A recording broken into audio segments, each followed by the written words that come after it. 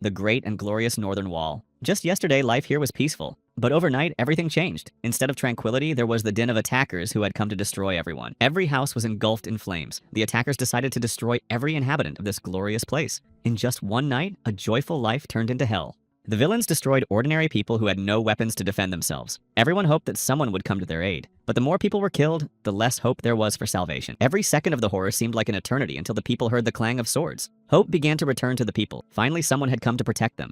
For the attacker, the appearance of a person who could repel his blow was unexpected. He was very angry that someone dared to go against him. The villain's eyes were filled with rage. All he wanted was to quickly destroy the defender and continue destroying everything around him. Skillfully swinging his sword, the villain began to attack. He tried to strike blow after blow so that the defender would not have a chance to strike back. Of course, the villain thought he could easily defeat the young man, but the boy was able to parry the blows of the man in the mask. The Ragnar clan, a great ducal clan that defended the empire on the northern edge of the continent. Of course, the Ragnar clan was able to strengthen itself 1,000 years ago, thanks to the Great Northern Wall and the special structure of its members' bodies. It is said that their physique was inherited from a powerful and strong dragon. The heirs of Ragnar were born with exceptional magical powers and endurance, as well as a talent for fencing, all except one. He couldn't understand anything. No matter how hard he tried, there were things that were beyond his reach. The people called it bad luck. Everyone considered the young man hopeless. He was part of the clan, but he could not inherit its talent.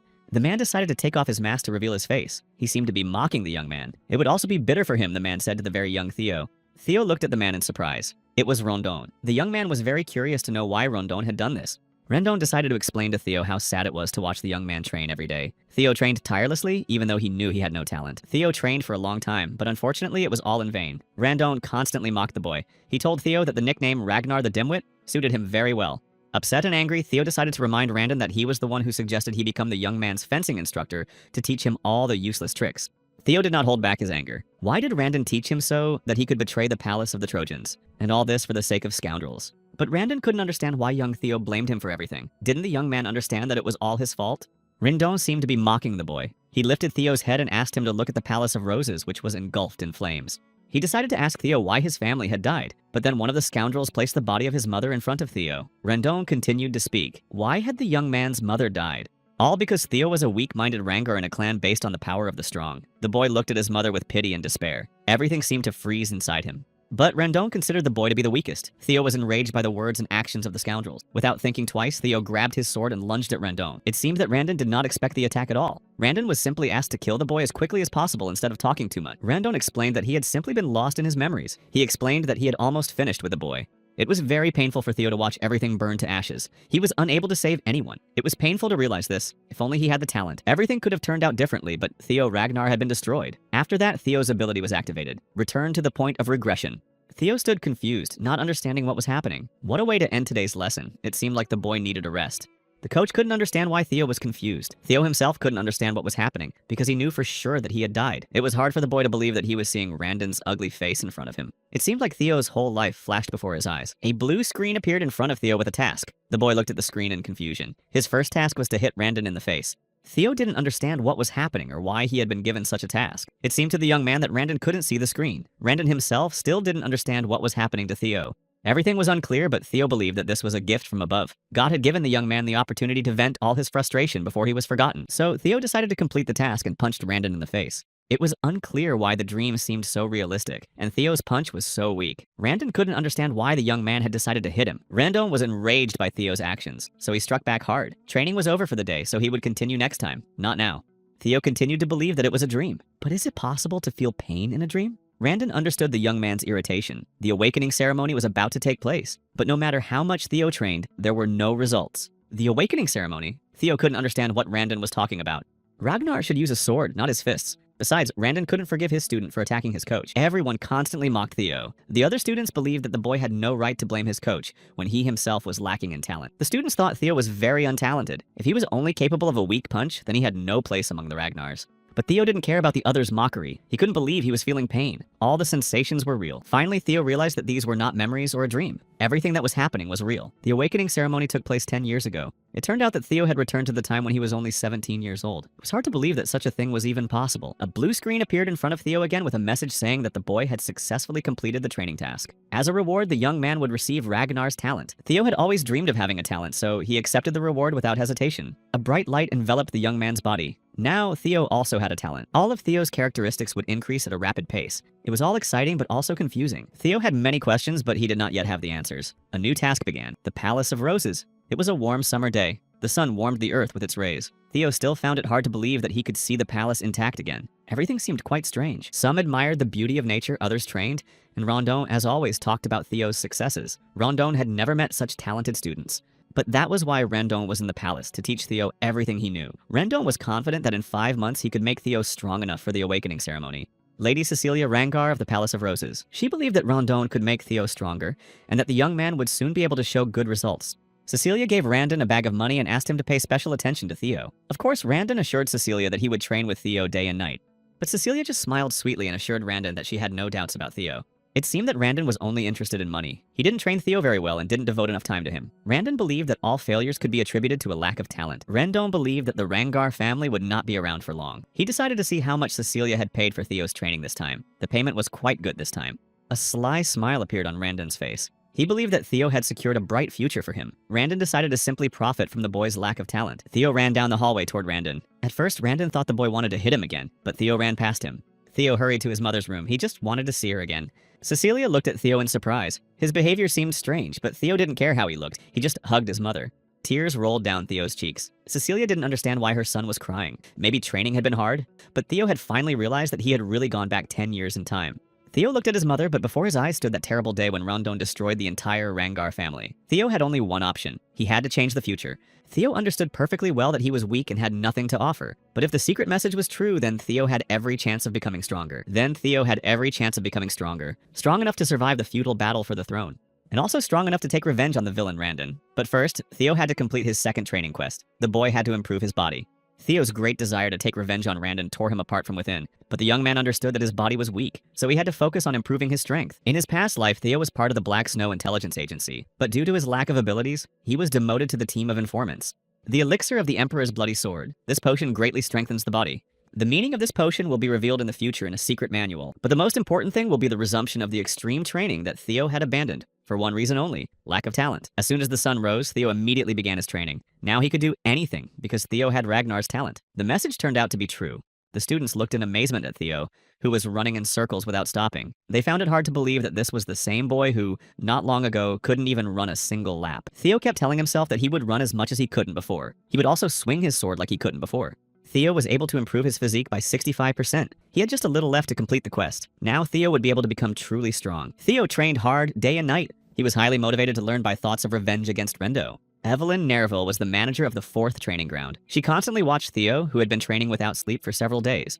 Evelyn knew very well that Theo was considered a dim-witted Rangar, but Evelyn began to doubt whether he was really talentless. Theo was training at the limit of his abilities. Last night, the boy completed 90% of his tasks. Exhausted, he fell to the ground. But after a short rest, his task completion rate dropped by 1%. If Theo was forced to train without stopping, then it was worth continuing the training. So, gathering the strength he still had left, Theo continued to see the task through to the end. To finish his second training quest, Theo only had to make a little more effort. In order to continue training, Theo constantly reminded himself that he couldn't give up because he was almost at the end. Evelyn looked at the young man in amazement. She couldn't understand why he was pushing himself so hard. Finally, he did it. Theo completed the second task. But everything blurred before Theo's eyes because he couldn't see what was written on the blue screen. Theo was so exhausted that he simply lost consciousness. When he opened his eyes, Theo saw that he had to choose whether he wanted the reward on the blue screen. Barely raising his hand, Theo pressed yes. Again, a bright light appeared around Theo. Evelyn was watching all this. She had no idea what was happening to the boy. The next morning, Theo woke up in a room. It was difficult to understand how he got there and whose room it was. Evelyn asked Theo not to worry. It was a rest room for the 4th training ground. She explained that even Ragnar could lose consciousness from heavy exertion. Theo was surprised to see Evelyn standing in front of him. But Evelyn herself was surprised that Theo remembered her. She explained that Theo had lost consciousness during training, so she had carried him to the room. Evelyn decided to ask the young man if he knew that in Ragnar's clan, it was forbidden to awaken mana before the awakening ceremony. Theo assured her that he knew all the rules. But Evelyn continued to talk about how Theo should have known the consequences of breaking this rule. Theo didn't understand why Evelyn was asking him such questions. So Evelyn decided to explain that before Theo lost consciousness, there was a wave similar to the one that accompanies the opening of Mana. It was hard to believe Evelyn that young Theo had opened the gate of Mana, but Theo just looked at Evelyn in surprise. If he had opened the gate of Mana, he would have been destroyed long ago. For completing the task, Theo received the Dragon Heart Award. He also received an additional award for completing the task quickly, the magical powers of the last 10 years of his life. Upon learning about the Dragon Heart Award, Theo was infinitely happy. The Dragon's Heart is a magic gate that can be placed inside an awakened person. But humans are not dragons. so the dragon heart was placed in the lower abdomen because the human heart could not withstand the palace. This placement made the Palace of Mana more effective. Every warrior like Ragnar strives to obtain a dragon heart. It was an easy way to become extremely powerful. However, humans were unable to overcome the limitations. Theo was happy that the dragon's heart was inside him. It was a wonderful reward for completing the quest. But Evelyn saw how Theo received his reward. It was because of her that Theo found himself in a precarious situation. Evelyn Nerval was a high-ranking swordswoman. She retired after losing her left arm. She was the commander of the Dragon Riders in white armor. Her abilities were so remarkable that even the Dragon Demon admired her. In addition, everyone knew about her integrity. Evelyn was not interested in power or status. She could not tolerate dishonor or cowardice. Evelyn was supposed to be Theo's teacher, but because of her stubbornness, she refused to teach the boy. So if Evelyn finds out that Theo has the heart of a dragon, he will be destroyed in an instant. But if Theo didn't get caught, Evelyn only spoke of destruction because of Theo's poor health. Evelyn was simply curious to see if Theo could really cope with the consequences. At that moment, only one idea came to Theo's mind: to use Evelyn's own words against her. Theo was the heir to the Ragnar family. He tried to explain to Evelyn that if her suspicions turned out to be unfounded and false, it would look like an attempt to disgrace the Ragnar name. Evelyn understood this perfectly well, but Theo decided to ask Evelyn if she knew what punishment awaited anyone who tried to humiliate the heir. Destruction awaited anyone who humiliated the heir. Evelyn didn't understand what she was feeling. Had Theo always been like this? Evelyn was sure she had felt a wave of mania, so she decided to check everything. Although Theo was Ragnar's heir, he had to follow the rules. There could be no exceptions. So Evelyn placed her hand on Theo's stomach. The surprise was clearly visible on Evelyn's face. She did not feel the aura of power inside the young man. Theo looked at Evelyn for a while, wondering if she had found anything. It was hard for Evelyn to realize that she had been wrong. She was sure of what she had seen. The rules were the same for everyone. Evelyn admitted that she was wrong and asked Theo to punish her. She believed that her worthless life should be the price she paid for her sin.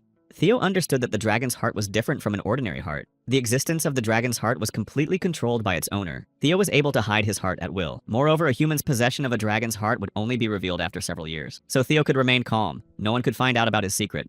Theo assured Evelyn that no one needed to be destroyed. She was just doing what she had to do. Moreover, not many people would risk their lives to learn the truth from the heir.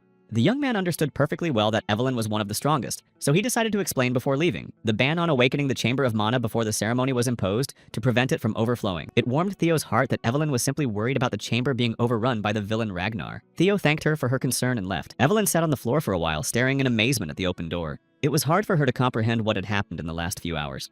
Theo walked down the palace corridor, thinking about the dragon's reward and the increase in strength he had gained over the past 10 years. Now he was going to become incredibly powerful. Several days passed. Rondon was training with Theo, but as always, Rondon was dissatisfied with how the young man held his sword. The only thing that comforted Theo was that he was getting stronger, but pretending that he was still weak was difficult, and listening to Randon was unbearable. Theo knew that Rondon was a scoundrel. He also taught strange techniques. The young man began to suspect more and more that someone more powerful was behind Rondon, the one who destroyed the boy. Theo had to find out who this person was. Theo was sure he could figure it out. Theo was so absorbed in his thoughts that he didn't notice he had started muttering something. Randon didn't like this at all, so he decided to remind the boy that talking was not allowed during training. Theo no longer had the strength to learn Randon's poor techniques. The young man couldn't understand how Randon had become a mid-level fencer in the first place. Theo was sure that Randon had to fight hard even against low-level demons. Randon was very angry at Theo's words. The boy believed that Rendo was teaching him only to keep an eye on him. He approached Rendo to tell him that his skills were terrible. All Theo wanted was to make Rendo give up training. Randon was beside himself with rage, but Theo decided not to stop. If Theo could ruin Randon's plans, the scoundrel would surely contact the main conspirator, Camellia Palace. News of Theo's duel with Randon spread quickly among the others. The students had never liked Theo. They always made fun of him. Everyone believed that Randon would surely cripple the boy for accusing him of weakness. The boy who had mocked Theo was unexpectedly hit in the head with a glass of drink. 4 Hounds of the North, the Dark Leopard, Axion Ragnar. He didn't care about the bastard's physical condition at all. The Silver Lion Remington Narzio. But outside, someone assured them that they should be concerned about the boy's physical condition. 9 Dragons, the Heavenly Dragon, Ed Troyvon. Ed assured everyone that everything could go wrong if they lost their vigilance. Action assured him that this only applied to gifted people, so Ed shouldn't worry so much. There was no point in worrying about a scoundrel. But Ed explained that unpredictable things could happen to the Ragnars, even if they were unlikely. A flame in the wind could flare up at any moment. Axion was sure that the news was good. Rondon could take care of everything for them. A week passed. The day of the duel arrived. All Theo wanted was for Rondon to retire after being humiliated, but the situation got out of control. But there was no turning back. Theo received his 3rd training quest. He had to fight Randon and defeat him. On that day, while humiliating Randon, Theo announced that he was fired. But Randon had a signed contract, and as long as the contract was in force, Randon would continue to teach. But Theo was Randon's boss. Theo just wanted to destroy Randon, but he wasn't entirely confident in his abilities yet. First, he needed to get information from the scoundrel. Randon began to get nervous. He had to convince Theo somehow, because if Randon was fired, he would fail his mission. Rendon immediately began begging Theo to stop. It was against the rules. Rendon began threatening to report him to the tribunal, but Theo couldn't be stopped. He had to complete the quest. Then it would be necessary to resolve the matter using Ragnar's method. Theo turned his head and saw Evelyn. The young man did not understand what Evelyn meant. Evelyn suggested settling the dispute with a sword duel. There would be no tribunal, the winner would have the final say. Rondon was not opposed to this, as he was a skilled swordsman. The match was to take place in a week. It seemed that everyone was happy with this option except Theo. He was unsure that he could defeat Randon. The stands were packed. Every student knew very well that Theo was completely useless with a sword, but Theo was a Ragnar, so some did not believe that the boy was completely incapable of fighting with swords. Rendon Harvey was a mid-level swordsman. The students believed that someone without talent could not defeat Rendon. All Rendon wanted was for Theo to apologize, and then there would be no duel. Theo Ragnar was a fencing student. The boy decided to tell Randon that if he didn't want to remain a one-armed fencer, he'd better just quit. Theo's words angered Randon. The scoundrel wanted to turn a blind eye, but Randon's pride would not allow him to do so. He decided to simply destroy the young man and pretend that it was an accident. Randon decided to give in and let Theo attack first. Theo decided not to pass up such an opportunity. Everyone watched the duel with bated breath. As expected, the fool lost. He really didn't know how to swing a sword. Randon began to mock Theo. He believed that Theo was no match for a mid-level fencer. Theo Ragnar was not even a low-level fencer. He had noticed that Theo's skills had improved remarkably recently, but it wasn't enough to defeat him. If Theo had been at least at the level of 4 Northern Hounds, it would have been a completely different story. After Evelyn challenged him to a sword duel, Theo immediately followed her into the room. Evelyn was wondering what she had done, but Evelyn assured Theo that she had helped him. If Theo wanted to get rid of Randon, he needed to approach it more carefully. It seemed that Randon had a patron, so dismissal would not be enough. Theo looked at Evelyn in surprise, not understanding how she knew. Evelyn constantly watched the training sessions and noticed that Randon was teaching Theo strange techniques, so Evelyn sent someone to follow Randon. She didn't understand where the scoundrel Randon had come from. In her past life, Evelyn hadn't been interested in this, so it seemed that the power of the palace had made Evelyn interested in everything that was happening between Theo and Randon. Evelyn's investigation led her to the Palace of Camellias. Theo found it hard to believe that a pathetic struggle for the throne was the cause of it all. Of course, it was great that Evelyn found out about it, but with his limited abilities, Theo still couldn't defeat Randon. But Evelyn assured Theo that he was simply underestimating himself. He had the strength to defeat Randon. Rondon began to attack the boy. He assured Theo that if the boy got down on his knees right now and begged for mercy, maybe Rondon would stop. But Theo was able to deflect Rondon's sword. Only now did Randon realize that something was wrong. Theo was blocking all of his attacks. Randon couldn't understand how Theo had become so strong. Everyone present was surprised that Theo was fending off all attacks except for Evelyn's. She knew much more about Theo than the others. Evelyn offered to train Theo. If he trained all week, he would be able to defeat someone like Randon. If Theo started ignoring his teacher and training with another teacher, it would break the rules. But Randon was a scoundrel and had no right to call himself a teacher. Theo was glad that circumstances had turned out in such a way that he was able to enlist Evelyn's support. But Theo didn't understand why Evelyn was going to such lengths. Was it really just because of that one incident? But that wasn't the only reason. Evelyn knew someone who would like Theo. This man was obsessed with collecting talent. The duel continued. Randon couldn't stop thinking about how Theo could fend off his attacks if he was just a young fool. It was impossible for Theo to pretend to be so unlucky all the time. Theo decided to ask who was behind Randon, but this question only angered Randon even more. Did Randon really think that Theo didn't understand that he was learning nonsense? Randon began to refute the boy's words, but Theo interrupted him, mentioning only the Camellia Palace. But Randon just looked at the young man in surprise. He couldn't understand how the boy had found out. Theo became curious to know if Randon knew how to get rid of an arm. After that, the boy, without a moment's hesitation, cut off one of Randon's hands. Now, Theo knew for sure that he had become stronger, and he could become even stronger. Last time, Randon told Theo that all the horror that had happened was his fault. So Randon's death was the fault of this scoundrel. As soon as Theo destroyed Randon, a blue screen appeared. It displayed congratulations on successfully completing the quest. For completing the quest, Theo was to receive an additional reward. So all he had to do was agree to accept the reward. Of course, Theo agreed. Everyone was shocked by the fight. It was hard to believe that Theo, a student, could defeat his teacher, Randon. Theo looked at Randon. In the past, Theo had constantly suffered at the hands of Randon. From now on, everything would change. As a reward, Theo received the gift of observation, but he did not understand what this ability was. As an additional reward, Theo received magical powers for 1 year. A demonic dragon named Julius Ragnar, captain of the dragon riders in white armor, appeared before Theo. But what he wanted from Theo was not yet clear. Only Evelyn understood what was happening. Julius damaged the covering. Evelyn couldn't understand why he didn't just come in normally.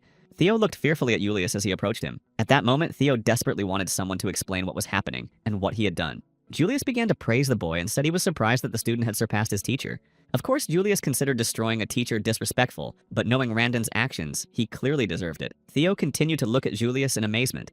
But no one would touch Randon. Julius had come to this duel today to offer Theo a place in the Dragon Rider squad. Every student was surprised by what they heard. It seemed that anger had overcome each of them. It simply could not be that a fool would become a Dragon Rider. Axiom decided to ask Remington if he knew of even one case where a novice swordsman who had not even passed the ceremony had been accepted into the Knights. Of course, there were no such cases. It is impossible to assess someone's abilities before the gates of mana open. Even if you are a skilled swordsman, magical powers may not be enough. No matter how great Julius Ragnar was, he couldn't be completely sure of Theo, although maybe the demonic dragon saw some potential in the boy. Everyone dreamed of joining the Dragon Riders, but Theo Ragnar decided to turn down the offer. Everyone was shocked by his refusal and began to discuss Theo. Theo was given an opportunity that everyone could only dream of, but Theo refused, saying that he was not skilled enough. What exactly is impossible to observe every day? Lady Camellia Emil Ragnar was very unhappy that Theo had destroyed Randon. She found it hard to believe. The Sky Dragon Ed Troyven asked Emil not to be upset about Rendo. Moreover, Emil found Rendo's abilities disgusting, so the death of someone like him did not deserve their attention. Emil reported that there were rumors that Evelyn had proposed the duel. This meant that the Camellia Palace could not appoint a new teacher. All that worried Emil was that Theo might start to stand out, and the Rose Palace would be difficult to control. But Emil was assured that the clan leader had no interest in what was happening, so everything was going according to plan. Everyone present in the Camellia Palace had to understand that in order to get the Rose Palace, they must not arouse the clan leader's suspicion. To do this, Theo had to remain weak. Axiom was sure that Theo was still weak, as he could not have changed much. Evelyn and Julius had always been interested in losers. If his mother and uncle were so worried about Theo, then Axiom decided to play with them a little. Axiom decided to show Theo his place. Evelyn also decided to praise Theo, but Theo himself believed that without such a wonderful teacher as Evelyn, he would never have succeeded. Evelyn also thought it would be great if Theo joined the Dragon Riders. She wondered why Theo had turned down the offer. In his past life, Theo had dreamed of being a knight in white armor, and to say that he didn't regret turning down the offer would be untrue, but it was too early to join them. When Theo thought about all the privileges that would come his way after the awakening ceremony, joining the Dragon Riders was incomparable. Evelyn was fascinated by Theo's modesty. While training Theo, she felt a surge of strength for the first time. Of course, Evelyn missed the knights in white armor very much. Thanks to his powers of observation, Theo was able to notice all this in Evelyn. This ability would definitely come in handy in the future. Theo and Evelyn's conversation was interrupted by Sybil Drea, who had arrived from the southern observation island. Sybil urgently wanted to discuss something with Theo. This seemed suspicious to Theo. Theo decided to use his powers of observation. It really was Sybil Drea. He was a swordsman apprentice with a talent for loyalty. He wanted to fight Theo. Neither Theo nor Evelyn expected this. The final training quest had begun. Theo had to get rid of his nickname, Ragnar the Fool. Sybil decided to explain that he just wanted to follow you, Mr. Theo. Previously, Sybil had paid no attention to Theo and thought that the nickname Dim-Witted Ragnar suited Theo very well. Theo considered Sybil a scoundrel, but Sybil continued to speak. He learned that Theo went to training every morning and that the boy trained harder than all the other students. As a result, Sybil noticed a remarkable increase in Theo's strength. Theo became Sybil's idol. As it turned out, Sybil began to be called a fool from the observation post. Sybil thought about giving up, but then Theo appeared before him. Sybil asked for permission to fight Theo. This request surprised Theo and Evelyn. Previously, Theo would have refused, but not now. The quest had to be completed. Theo Ragnar was a swordsman apprentice at the Palace of Roses. He was preparing for the awakening ceremony. His teacher was Evelyn Nereville. Therefore, Theo asked Evelyn to give him time to fight Sybil. Sybil Drea was a student of the Southern Watchtower swordsman. He was the heir to the sword-wielding art of the Kurai clan. He was a master of the quick sword. Enough talk. It was time to start the duel. Sybil decided to strike first. Theo noticed that Sybil was fast, but he still managed to parry every attack. Although Sybil was considered a fool at the Southern Lookout Post, he was confident in his speed. Sybil thought Theo was truly remarkable. Theo couldn't understand why Sybil was considered a fool. In a past life, Theo had long ago lost a duel to Sybil's blows. But in this life, Theo would not lose for anything. He struck Sybil so hard that the boy flew to the side and dropped his sword. Sybil looked at Theo with a smile. Everything happened exactly as he had expected. Sybil lost, Theo won. Theo accidentally saw his reflection in the sword and realized that he could use his observation skill on himself. He eagerly awaited the awakening ceremony. He had reached the first level. Theo's characteristics were Strength 13, Agility 14, and Magical Power 190. Observing his abilities, Theo realized that his talent was his ability. By completing quests, Theo would be able to unlock 4 more talents. Theo understood perfectly well that his magical power was high thanks to the dragon's heart, but he did not understand why his luck was -49. Was Theo cursed because he had no luck in his past life? He had to find a way to increase his luck. Theo noticed that students were starting to gather behind him, but he didn't understand what they wanted. Sybil couldn't keep quiet. He began to insist that Rendon was a weakling, even though he was a middle-ranking swordsman. Young Lord Theo was able to defeat him and even win the commander's approval. There were 2 possible reactions from the Ragnar clan to Theo's victory. The first option was that they would envy Theo. The second option was that they would begin to admire him. And of course, all the students present would undoubtedly choose the second option. The Ragnar clan noticed the duel between Sybil and Theo. Everyone present was convinced that the rumors were true. Everyone started talking about the duel, but there was one boy who also wanted to fight Theo. Eod Naran was a low-ranking swordsman. Passion and determination were Eod's talents. Theo said Eod Naran's name. The boy looked at Theo in surprise. Did Theo know him? But Theo did not answer the question. He simply asked Eod to step forward so that they could begin the duel. This duel was important to Eod Naran. Therefore, Eod decided to tell a little about himself. He was the third son of the Naran family. Eod studied the art of double sword wielding. Theo Ragnar from the Palace of Roses simply hoped for a good duel. In this duel, Theo was able to improve his sword skills. The duel turned out to be really interesting. The young men skillfully wielded their swords. Eod was able to swing his sword so that it seemed that Theo was about to lose. But at the last moment, Theo was able to parry the blow. It was the decisive blow. Eod's sword fell from his hands. This meant that Eod had lost the duel. Theo received a notification that he now had Eod's favor and was able to increase his luck by 1 point. Theo realized that the favor of others increased his luck, so he decided to continue the duels. So Theo began a duel with Banata Ramiro, but Banata also lost. As soon as Theo defeated him, he immediately gained Banata's favor. The same thing happened in the duel with Eric Morana. Indeed, Theo's luck increased with each new victory in a duel. In one day, Theo fought many fights and won every one of them. But in addition to his victories, his sword skills improved and his luck also increased. Theo wanted to continue the fight, but there were no takers. On the blue screen, Theo noticed that his quest progress had only increased by 1%, but Theo couldn't understand why this was the case. Perhaps it was because all these people treated Theo well. To complete the quest, it seemed that he had to fight those who despised Theo. Theo accidentally overheard one student expressing concern for another's well-being. Although the other student responded rudely, Theo watched them in surprise. The Silver Lion Remington Narcio stood before Theo. He asked Theo to fight him. This was very unexpected for Theo. Remington was one of the 4 hounds of the North. Theo was very curious why Remington decided to fight. Was it out of curiosity, or did he have some personal motive? The 4 northern hounds included Hulkus Lenk, Ray Ragnar, Remington Narcio, and Axion Ragnar from the Camellia Palace. This was the title held by the 4 strongest men of the current generation of the Ragnar clan at the Awakening ceremony. Remington said he had come early to watch Lord Ragnar's sword skills before the Awakening ceremony. Theo decided to use his observation skills again. Remington was the younger head of the Narcio clan. He was a sword apprentice. Remington was an amazing swordsman, insightful and extremely determined. Remington was surprised by the unexpected appearance of his opponent. Theo Ragnar was the 3rd son of the great defender of the North, Kyle Ragnar. Theo could not have imagined that he would meet a sword genius in this way. Theo was very nervous about this duel. Remington was not just a student, he was awakened. The battle was sure to be interesting. Their swords crossed in battle. Theo's only goal was to defeat Remington. If he could do it before completing the quest, he would become greater. Remington struck too hard. Theo's sword broke like a glass accidentally dropped from a height, but the young man still managed to parry Remington's blow. Theo's supporters were very surprised that everything happened this way. They refused to believe that the boy had lost. But no matter how strong Theo was, he was fighting one of the 4 hounds of the North. The students who watched the fight were sure that Theo could never defeat the strongest swordsman of this generation. But Theo's fighting spirit was truly incredible. Theo was hurt that he had lost the fight. Remington sincerely thanked the young man for the fight and told him that his sword was completely useless. Remington also noticed that the boy was tired, which was his fault. But Theo was sure that there was no place for pity on the battlefield. He lost this duel as soon as he lost his sword. Remington hoped for a more interesting duel in the future and shook young Theo's hand. The boy also hoped for another duel with him. It was quite unexpected for the others that one of the 4 hounds recognized Theo. Sybil was convinced from the very beginning that Theo was not as simple as he seemed. The task was increased to 35%. With such success, Theo had every chance of getting rid of his nickname, Ragnar the Fool. Theo noticed that with his new talent, he had become much stronger than in his past life. But when Theo's sword touched Remington's sword, he realized that he was still weak. Of course, Theo was sad that it had ended this way, but it was a valuable experience for him. Besides, his luck rating had increased by 10, and his reputation had grown quite well. Theo was sorry that the task had not progressed very far. There had to be another way to earn favor. He just had to find it. Remington interrupted Theo's thoughts. He had come to the Palace of Roses not only to fight the young Theo. The boy looked at Remington in surprise, not even guessing what he wanted from him. Remington handed Theo an envelope. He wanted to invite the boy to join the Scaled Dragon Society. Sybil was simply shocked by what he heard. This was a high society club for the select few. It seemed that Sybil envied Theo and wanted to be in his place. But Theo was just as shocked. He couldn't even imagine that someone like him would be invited to join this society. So Theo wondered if it was okay that Remington had invited him.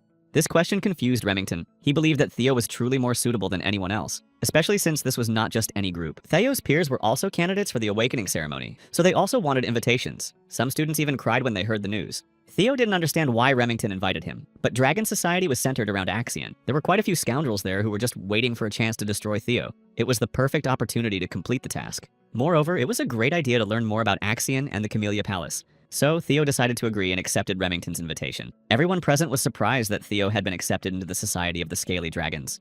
A little later, in the Palace of Roses, Theo heard his mother's cry. He had wanted to tell her that he had been accepted into the Society of the Scaly Dragons, but he didn't have time. His mother just wanted to tidy her son up. She was delighted that her son had been invited to join the Scaled Dragons. This society included Axion, the son of the cunning Emil, and the talented Remington. Cecilia explained to her son that she was even glad they were paying attention to them. They evaluated everything from appearance to behavior.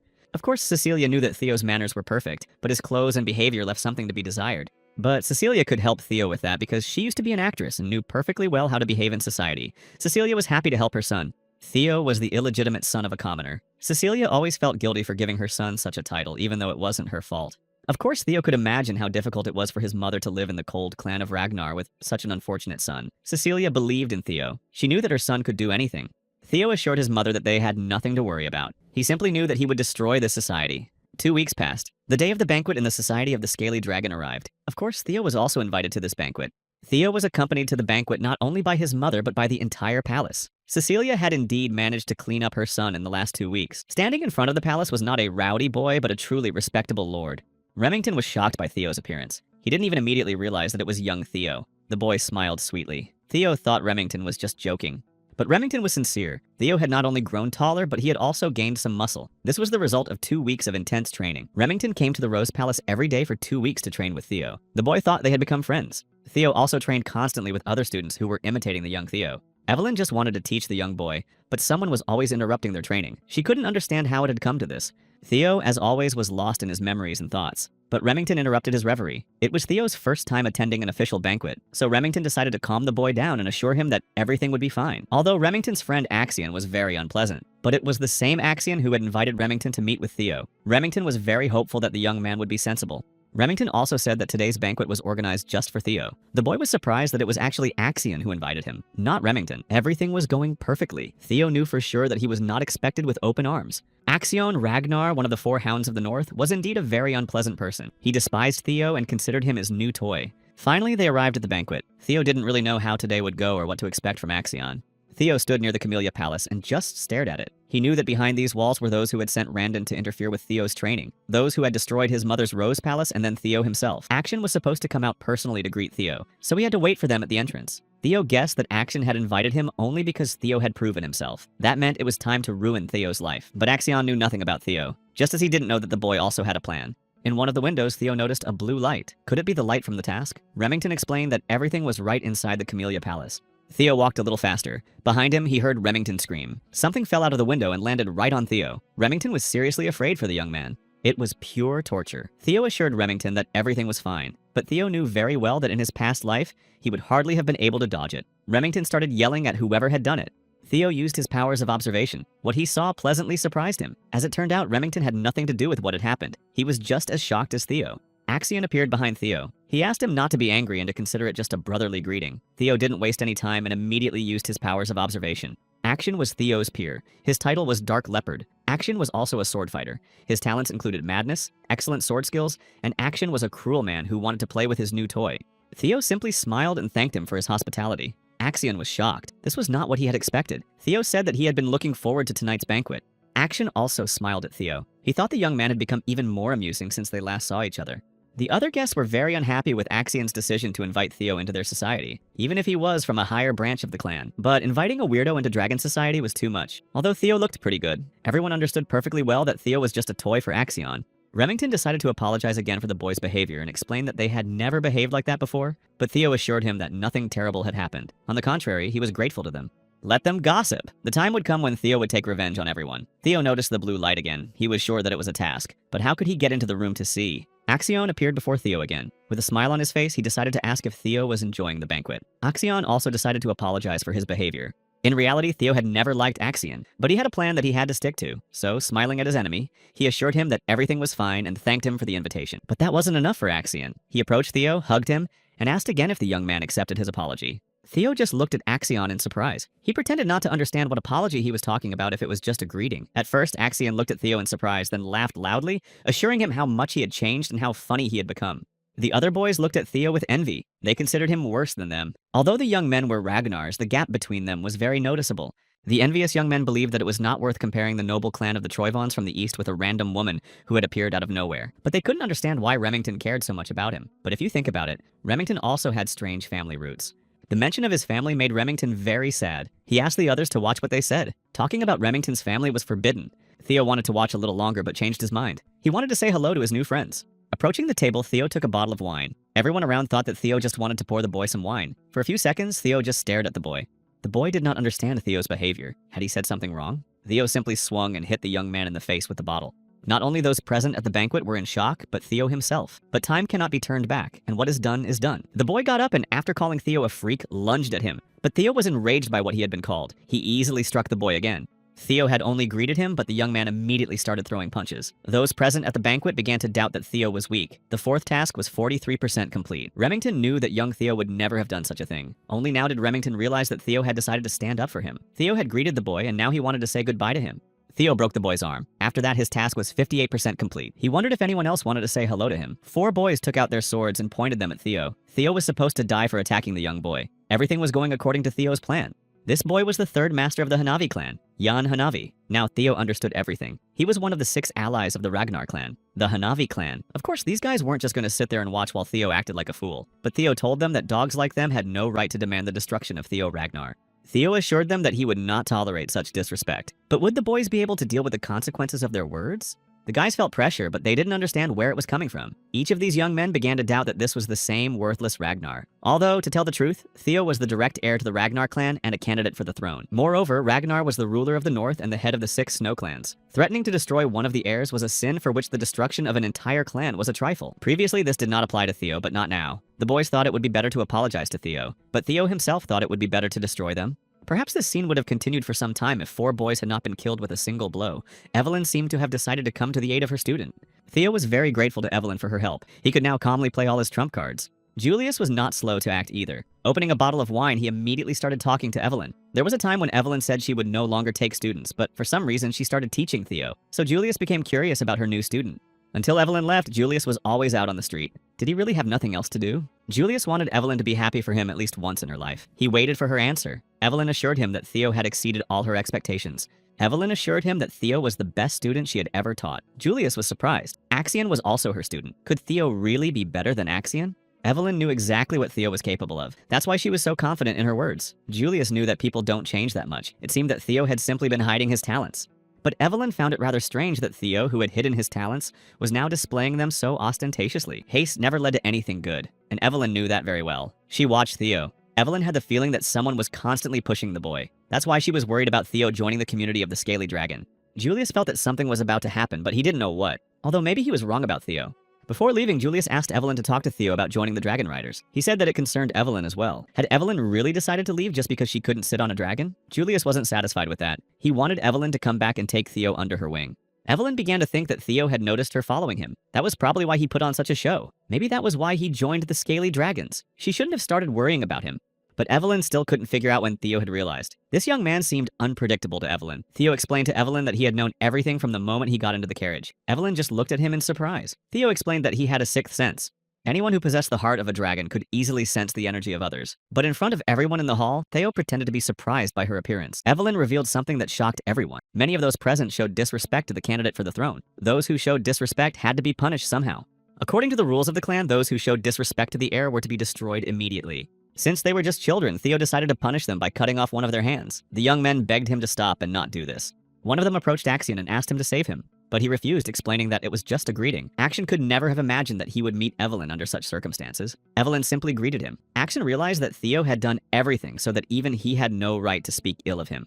All Axion wanted was to get rid of Theo. It was time for Emily, Theo, and Remington to leave the Camellia Palace.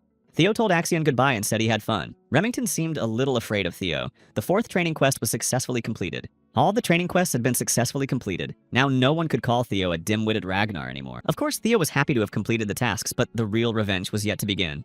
For the last quest, Theo received a potion of experience as a reward. What could be better than experience? After the banquet, Amelia was immediately informed of everything. She found it hard to believe what she had just heard. Everyone who was a fan of Theo decided to celebrate his successful debut. Just recently, the young man had been alone, but today he was surrounded by his admirers. The Palace of Camellia. Immediately after the latest news, Amalia called Axion to her. She was very angry. Not only had Axion called Theo to them, but he had also allowed people to be maimed. Amelia did not understand what her son was thinking. She had asked Axion many times to be more serious. He had to forget about subjugating Theo because the boy had started doing whatever came into his head. Amelia had said many times that if the worthless Theo Ragnar began to stand out, it would be more difficult for them to capture the Palace of Roses. But Axion was sure that they had nothing to worry about. As a result, before Axion left, Amelia told him that he should think about how he almost ruined their plan because of his empty whim. Amelia did not understand where her son had gotten his character from, but she was assured that Axion's character resembled Amelia's when she was young. The whole situation was to their advantage, so there was no need to be angry.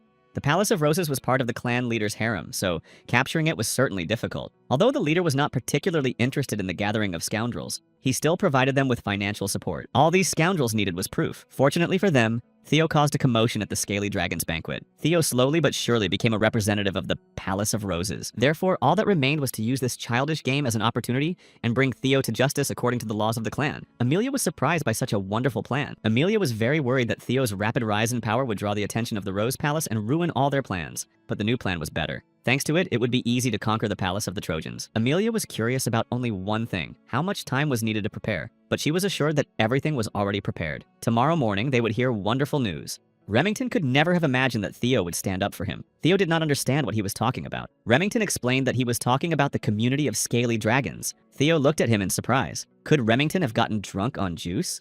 But Remington continued talking. When they spoke insultingly about Theo, he just stood there, but as soon as they started talking about Remington, Theo immediately stood up for him. Remington was ashamed that he had done nothing. Theo had endured a time when everyone looked down on him and saw him as a useless child. But he had grown up to be a strong man. Even against such a strong opponent as Axion, Theo was able to win. Against the Camellia Palace, before which everyone trembled, Theo drew his sword without even a tremor. Remington sincerely believed that Theo did it for him. Theo used his powers of observation and noticed that Remington believed that someone cared about him. Remington's clan entrusted him with establishing contact with Axion. But after the banquet, Remington had the idea to follow Theo Ragnar. Theo was pleasantly surprised. All of Theo's supporters had been waiting for this. The strong always stuck together. But Theo decided to explain everything to Remington because the boy had misunderstood. But just as he began to speak, Evelyn stopped Theo with telepathy. Evelyn thought there was nothing wrong with Remington's idea. Besides, Evelyn noticed that everyone present just wanted to be friends with Theo. It was strange for Theo to hear that someone wanted to be friends with him, because before no one even paid attention to him. Was it all because of the awakening? Theo noticed that after returning from the palace, his level had increased to the second level. Theo was a little scared. He didn't know what the future held for him when he became strong enough. Evelyn looked at the boy in surprise. It was hard for Theo to understand. The Camellia Palace would definitely not leave Theo alone, and the young man understood this perfectly well. So if Remington wanted to follow him, Theo decided to ask him for help.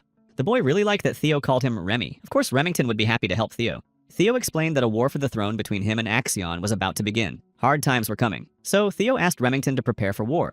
In the future, Remington was to become the head of the Narcio clan. With its strength and power, the Narcio clan would be able to stand up to the Ragnar clan. Therefore, Theo had to win Remington over to his side. Remington agreed without hesitation to help Theo because he had decided to follow him.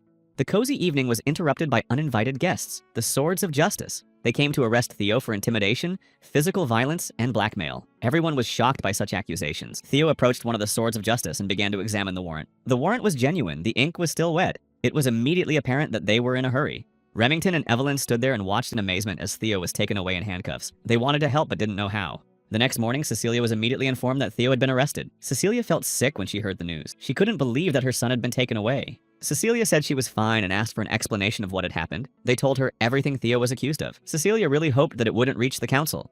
Because of Theo, the dragon community had fallen apart, and they would not let it go so easily. Therefore, the news would most likely reach the council. Cecilia could not understand how this could have happened, but she believed that her Theo would be able to handle it. Theo rode in a carriage to the council house. How long had it been since he had been there? Theo understood perfectly well that after what had happened in the dragon community, he would not get off with a light punishment. He would be judged harshly. If Theo appeared before the council, he would have to prove that he was worthy of being the heir to the Ragnar clan. Theo believed that this time, they would see it through to the end. Everything was going according to plan. As soon as the doors of the council house opened, the guards immediately reported that Theo Ragnar had been brought in. Theo believed that such a scene suited him. He was ready to show what he was capable of. He stood before the council. Such an audience satisfied Theo. Julius Ragnar, captain of the demonic horsemen in white armor, was one of the council members. 4 of the 9 dragons who protected Ragnar. The sky dragon Ed Troyven, head of the intelligence service.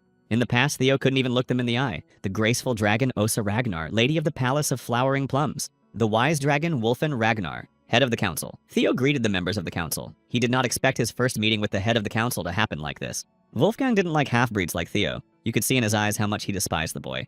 Theo appeared before the council because of his foolish prank. The Byron clan, the Ceres Merchant Guild, the Red and White Mercenary Organization, and even the Hanavi clan all wanted to sever ties with the Ragnar clan. Wolfgang was very angry with Theo. He promised that Theo would pay for all his actions. Because of his behavior, he had ruined the honor of the Ragnar clan. Theo admitted that Wolfgang was right. Instead of what Theo did at the banquet, he should have simply destroyed them all. The council clearly did not expect to hear this from Theo. The young man began to explain that those people were mere subordinates. The Lord grants land and mercy, and his servants grant loyalty until the end of their days. That was the way of knighthood. But they dared to question the Lord's words. Theo was furious. If he had known they would show such disrespect, he would have destroyed them immediately. According to the principles of knighthood, they must be punished immediately. Could Theo just stand by and watch their clan be dragged through the mud? Julius was very pleased with the boy. He knew that the young man would be able to get himself out of this. Wolfgang shouted angrily for the young man to stop talking nonsense. Osha Ragnar also heard the boy. In some ways, she agreed with Theo. She decided to explain to Theo that this was not the only reason. If they did not listen to their vassals and knights, their clan would quickly fall.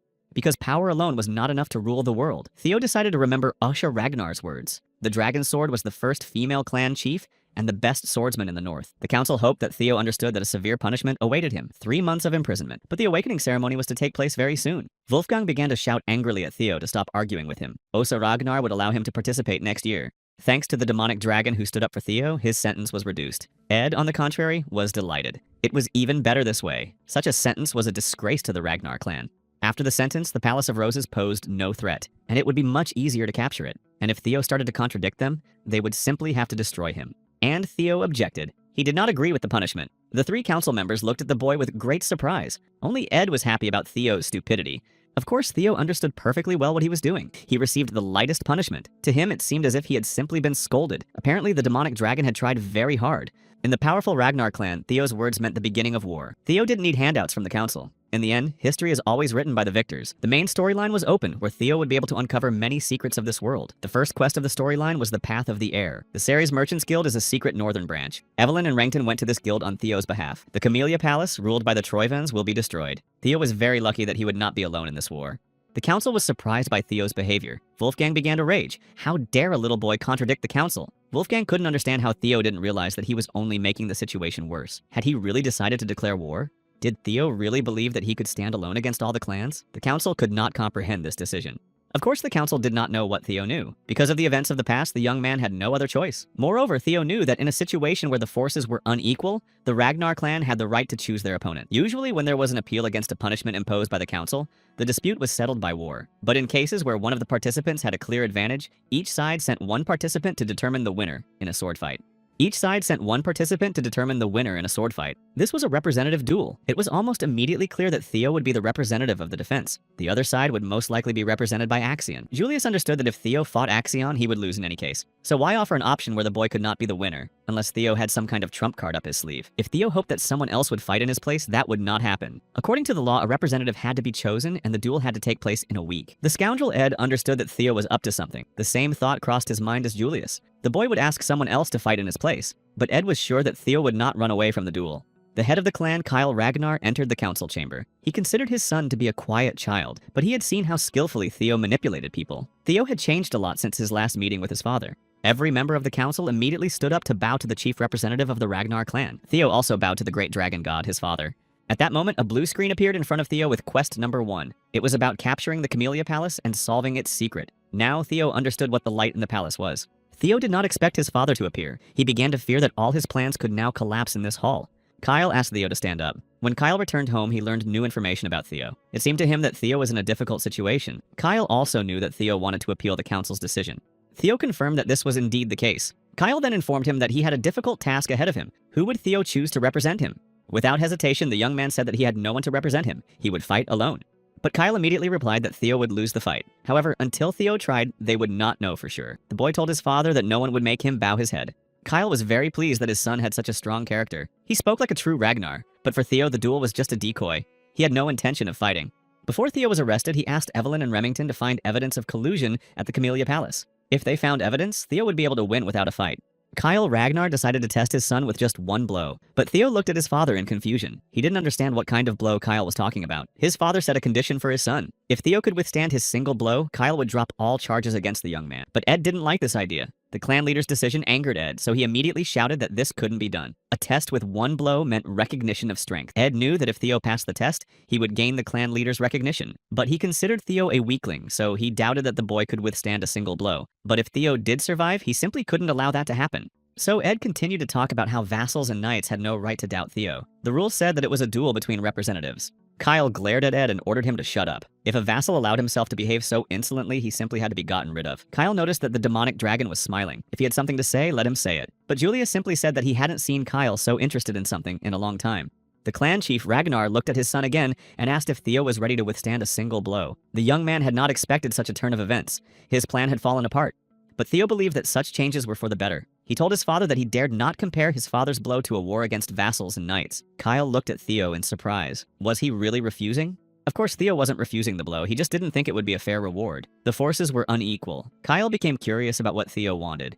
For example, Theo wanted the Camellia Palace as a reward. Ed was shocked by the young man's words. He thought it was madness to ask the clan leader for such a reward. Wolfgang believed that Theo's pride would destroy him. Such an agreement was only possible if the forces were equal on both sides. Kyle agreed to give Theo the Camellia Palace. If Theo wanted to become the head of the clan, he had to be that resourceful. Kyle noticed that the Heavenly Dragon wanted to object, but Ed immediately changed his mind. The arena for Theo and Kyle's duel was prepared quickly. Everyone present went out to the arena to see if Theo Ragnar could withstand the blow. Ed was worried that the trap he had set for Theo would turn into a scene of his own promotion. However, it was too early to worry. The fact that the boy had become stronger did not mean that he would be able to withstand the blow. Even high-level swordsmen were not always able to withstand a blow from the clan leader. Theo knew that Ed was expecting him to die, but that wouldn't happen. Thanks to his latest reward for the 4th training quest, Theo was confident that he could survive. Had Theo drunk some kind of potion? Even if he had, such a rapid change was unlikely. It didn't matter to Kyle how strong Theo had become. The young man was only at the 2nd level. Even 9 dragons wouldn't notice him. Although it didn't matter, Theo was Kyle's flesh and blood. Normally, Kyle would have struck with his 2-handed sword, but Theo did not yet possess mana, so Kyle decided to strike with a blunt sword. If Theo had no objections, it was time to begin. Theo felt a strong pressure of fighting spirit. Kyle was surprised that the boy was still standing. Thanks to the elixir of experience, Theo's strength had tripled. He gained 5 levels and put all his stats into strength. Theo had an incredible feeling that he had become stronger than his past self. Theo was confident that he could withstand one blow from his father. Everyone present was shocked by what happened next. Kyle swung his sword and struck Theo. The boy managed to stay on his feet and withstand Kyle's blow. The young man's clothes were torn and the sword shattered into small pieces. Kyle had waited a long time for a worthy son. Ed clearly did not expect Theo to be able to withstand the blow. Julius was glad that Theo Ragnar had proven his innocence through his own will. The sudden quest of Kyle Ragnar's single blow was complete. As a reward, Theo received some equipment. Theo came to his senses and did not understand where he was. His mother was sitting next to him. After the trial, Theo lost consciousness. Cecilia began to scold Theo. He couldn't even imagine how worried she was about him losing consciousness from the blow to the head from the clan leader. Theo assured her that he was fine. Theo couldn't figure out where he was. Julius entered the room and explained that by order of the clan leader, the former lady of the Camellia Palace, Axion, and the head of the intelligence service had been removed from their posts. Theo was completely taken aback by this news. He sat there in shock, realizing that they were in the Camellia Palace. Theo completed the first task of the story quest. The Camellia Palace had been captured. The second task remained, to unravel the mystery of the Camellia Palace. Amelia was furious that she had been expelled. She couldn't understand how she, the rightful mistress of the Camellia Palace, could be forcibly expelled from her domain. The vassals tried to calm Lady Amelia down. Axion and Ed just watched Amelia's hysterics in silence.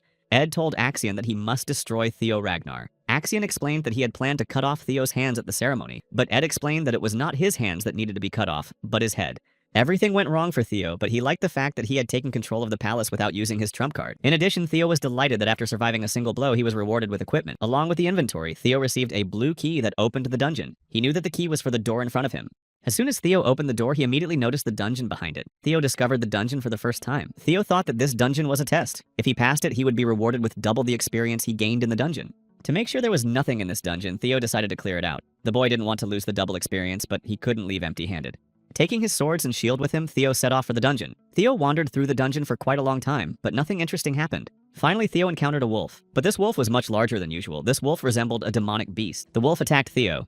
The boy managed to cover himself with his shield. The wolf seemed quite strong to Theo. But Theo was not inferior in strength. A fierce battle began between the wolf and the boy. Theo noticed that the wolf's skin was thick and that it was fast. This meant that it was not an ordinary wolf. Theo would have to give it his all. There were many such demons in the world of demons beyond the Northern Wall. It would be difficult to deal with them. Theo and the wolf attacked each other for a long time, until Theo decided to try his father's technique, which he had seen during a trial of one strike. But Theo failed. Of course, not everything came easily. Theo thought that such a blow probably required all of his strength. Letting go of his shield, Theo decided to use all the sword techniques that absorbed speed. He would also need to use the art Evelyn had taught him. That's exactly what Theo did. Thanks to this, he was able to wound the wolf. The beast became enraged and attacked the boy. Theo believed that he could destroy the beast. 2 months passed. The number of people at training ground number 4 had increased significantly. Some students began to consider changing their training ground. After rumors spread that Theo Ragnar had withstood a single blow from the clan chief, more and more people gathered at this training ground, wanting to fight Theo. Henry Morris was a student of the Blooming Plum Palace swordsman. He seemed arrogant and was waiting for Theo to show up. 2 months passed, but Theo was nowhere to be seen. Henry believed that no one skipped training. Henry's friend thought that Theo had simply run away because he was afraid that his lie would be exposed. There was a grain of truth in the boy's words, but there were no witnesses, which meant that it was just an exaggeration. Sybil stood up for Theo. He believed that compared to Theo, they were nobodies. The boys drew their swords and were ready to start the fight. But the fight was not meant to be. Ray Ragnar, the fourth Hound of the North, the Snow Leopard, appeared before them. He did not understand why he had not been invited to the festivities. Halkus Lank, the fourth Hunter of the North, the Black Bear, also arrived at the fourth square with him. All the students were shocked that 2 Hunters of the North had arrived. Halkus became curious about where the Shining Tiger was, but none of those present understood what he was talking about. Halkus was talking about the master of this square. Halkus arrived for a duel with Theo Ragnar. Theo was exhausted. He had defeated 170 demonic beasts. Thanks to this, he was able to raise his level to 15. Theo had been destroying demonic beasts for 2 months. Thanks to a healing potion, Theo quickly healed his wounds. At first, it was difficult for Theo to destroy the predators, but as his level increased, it became easier. There were a total of 171 predators in the dungeon. Theo destroyed 170 of them. Only 1 remained. This meant that Theo had to prepare for a battle with the boss. Theo's sword was broken and useless, so Theo opened his inventory to get a new sword. Theo had only 1 sword left. It was a ceremonial sword that his mother had given him for his birthday. In his past life, Theo had constantly quarreled with his mother, so he had left this sword to gather dust in his room. If you looked closely, it was a magnificent sword forged from white steel. Cecilia finally waited until midnight on that birthday to be the first to congratulate her son. The awakening ceremony was just around the corner, so Theo had no time for gifts. Theo kicked his mother out of the room, explaining that she knew better than him, a half-breed, and couldn't even clean a sword properly. But he wasn't going to repeat the mistakes of the past. Young Theo stood in front of the boss's room. There was a powerful demonic beast inside that needed to be treated with caution. Theo was shocked by what he saw. He expected a wolf to appear before him, but in this room was a dragon. This surprise angered Theo. The Ragnars were considered descendants of dragons. He was surprised that the final boss of this quest was a dragon. Theo did not think it was a coincidence, but if destroying the dragon was necessary to complete the quest, then so be it. He didn't know if he could defeat the dragon. He decided to use the one-hit technique, which he had already mastered thanks to his training with wolves. Theo struck the dragon, but he didn't know if it would be enough. Theo felt that he hadn't thrust his sword deep enough. Theo was not afraid of the dragon's roar because he knew where to strike. The boy was confident that he would win. The dragon began to use its ability to intimidate little Drake. This ability instilled fear in everyone present on the battlefield. This effect reduced the enemy's speed by 10%. Theo found it difficult to move. With one swipe of its paw, the dragon was able to throw Theo against the wall. No wonder they called him the boss. If the fight dragged on, this stage of Theo's life would be over. Theo decided to strike the dragon's weak spot. It was time to finish him off. The weak spot of dragons was the underside of their scales. It seemed that this blow had hit the weak spot, but the dragon opened its eyes and roared fiercely. While Theo fought the dragon in the dungeon on the 4th training ground, Halkus and Ray argued. They argued about who would be the first to fight Theo. Ray believed that a loser like Halkus should stay out of it. This greatly angered Halkus. 3 years passed. Their abilities improved every day, so 3 years was enough to close the gap. Halkus challenged Ray to another fight. The winner would get to fight Theo Ragnar. Those present at the arena did not understand what was happening, but everyone was scared. Only Ray and Halkus began the fight when Remington stopped them. He asked the boys to take their fight elsewhere, but fighting was not allowed on Theo's property in his absence. Halkus was glad to see Remington. Halkus also wanted to fight him. Remington couldn't understand that Halkus had gone deaf. Everyone froze in place. No one could understand where the destructive aura was coming from. Theo Ragnar appeared before them. It was a very strong pressure. Remington became curious about what Theo had been doing during his isolated training sessions to have such an aura. The dragon tried to knock Theo away when he got caught on the backside of its scales. Theo even thought that his end had come, but the boy still managed to defeat the dragon. Theo was very lucky that the dragon was exhausted and he struck it in its weak spot. As a reward, Theo received a tooth from the baby Drake and one of its claws. Little Drake's tooth improved weapons and his claw made them sharper. Theo decided to use them to repair his sword. After all, it was a gift from his mother. Theo also gained Drake's intimidation ability. This ability had a destructive aura. Theo found it hard to believe that he now had a new ability. The dungeon of the Kamalia Palace had been cleared, so Theo had nothing left to do here and it was time to return. Theo had also completed quest number 1. Theo also received a reward for completing the story quest. His reward was a compass to the nest. Theo began to examine the compass carefully, but couldn't figure out what it was for. Maybe it would come in handy for the next quest. After the battle with the dragon, Theo was very exhausted, so he needed to rest a little. As soon as Theo headed for his room, a servant caught up with him. It was urgent, but when she saw Theo, she looked at him in confusion. Theo explained that he had been running, and that was why he looked so terrible. The servant explained what had happened on the 4th platform, so Theo had to go there. It was a great opportunity to use his ability to intimidate. Theo used it to quickly sort things out on the platform and go rest. Hulk liked this destructive aura. Halkus wanted so badly to see how strong Theo was that he immediately attacked him. Theo easily blocked Hulk's blow. Everyone present was surprised at how strong Theo had become. Even Theo himself was surprised that he was able to block the blow. Halkus decided to attack again. He didn't want to lose. The black bear Halkus Lank was considered the weakest hunter in the north because he wasn't smart and didn't want to learn. But since Halkus was from the Lank clan, no one could surpass him in strength. However, Halkus could not even imagine how strong Theo Ragnar had become. With one blow, Theo was able to repel Halkus's attack and drive his sword into the ground. The level increase clearly played into Theo's hands. Theo won the fight because he put all his strength into one blow. He was lucky that Halkus was difficult to defeat and simply lost consciousness. Behind him, Theo heard joyful shouts. The young men rejoiced that Theo had been able to defeat one of the 4 hounds, the Black Bear, with a single blow. Theo tried to calm everyone down. Lank was still alive. Theo's sword was broken. Theo was angry that the sword his mother had given him was broken. Ray was transported back to her childhood memories. On that cold winter day, she found herself on the street wearing only a shirt. A boy met her on the street and was worried that she would freeze. To make her a little warmer, the boy gave Ray his scarf, although the scarf didn't help much. The boy suggested that Ray go to his house and wait until the snow stopped. Then he would take her home.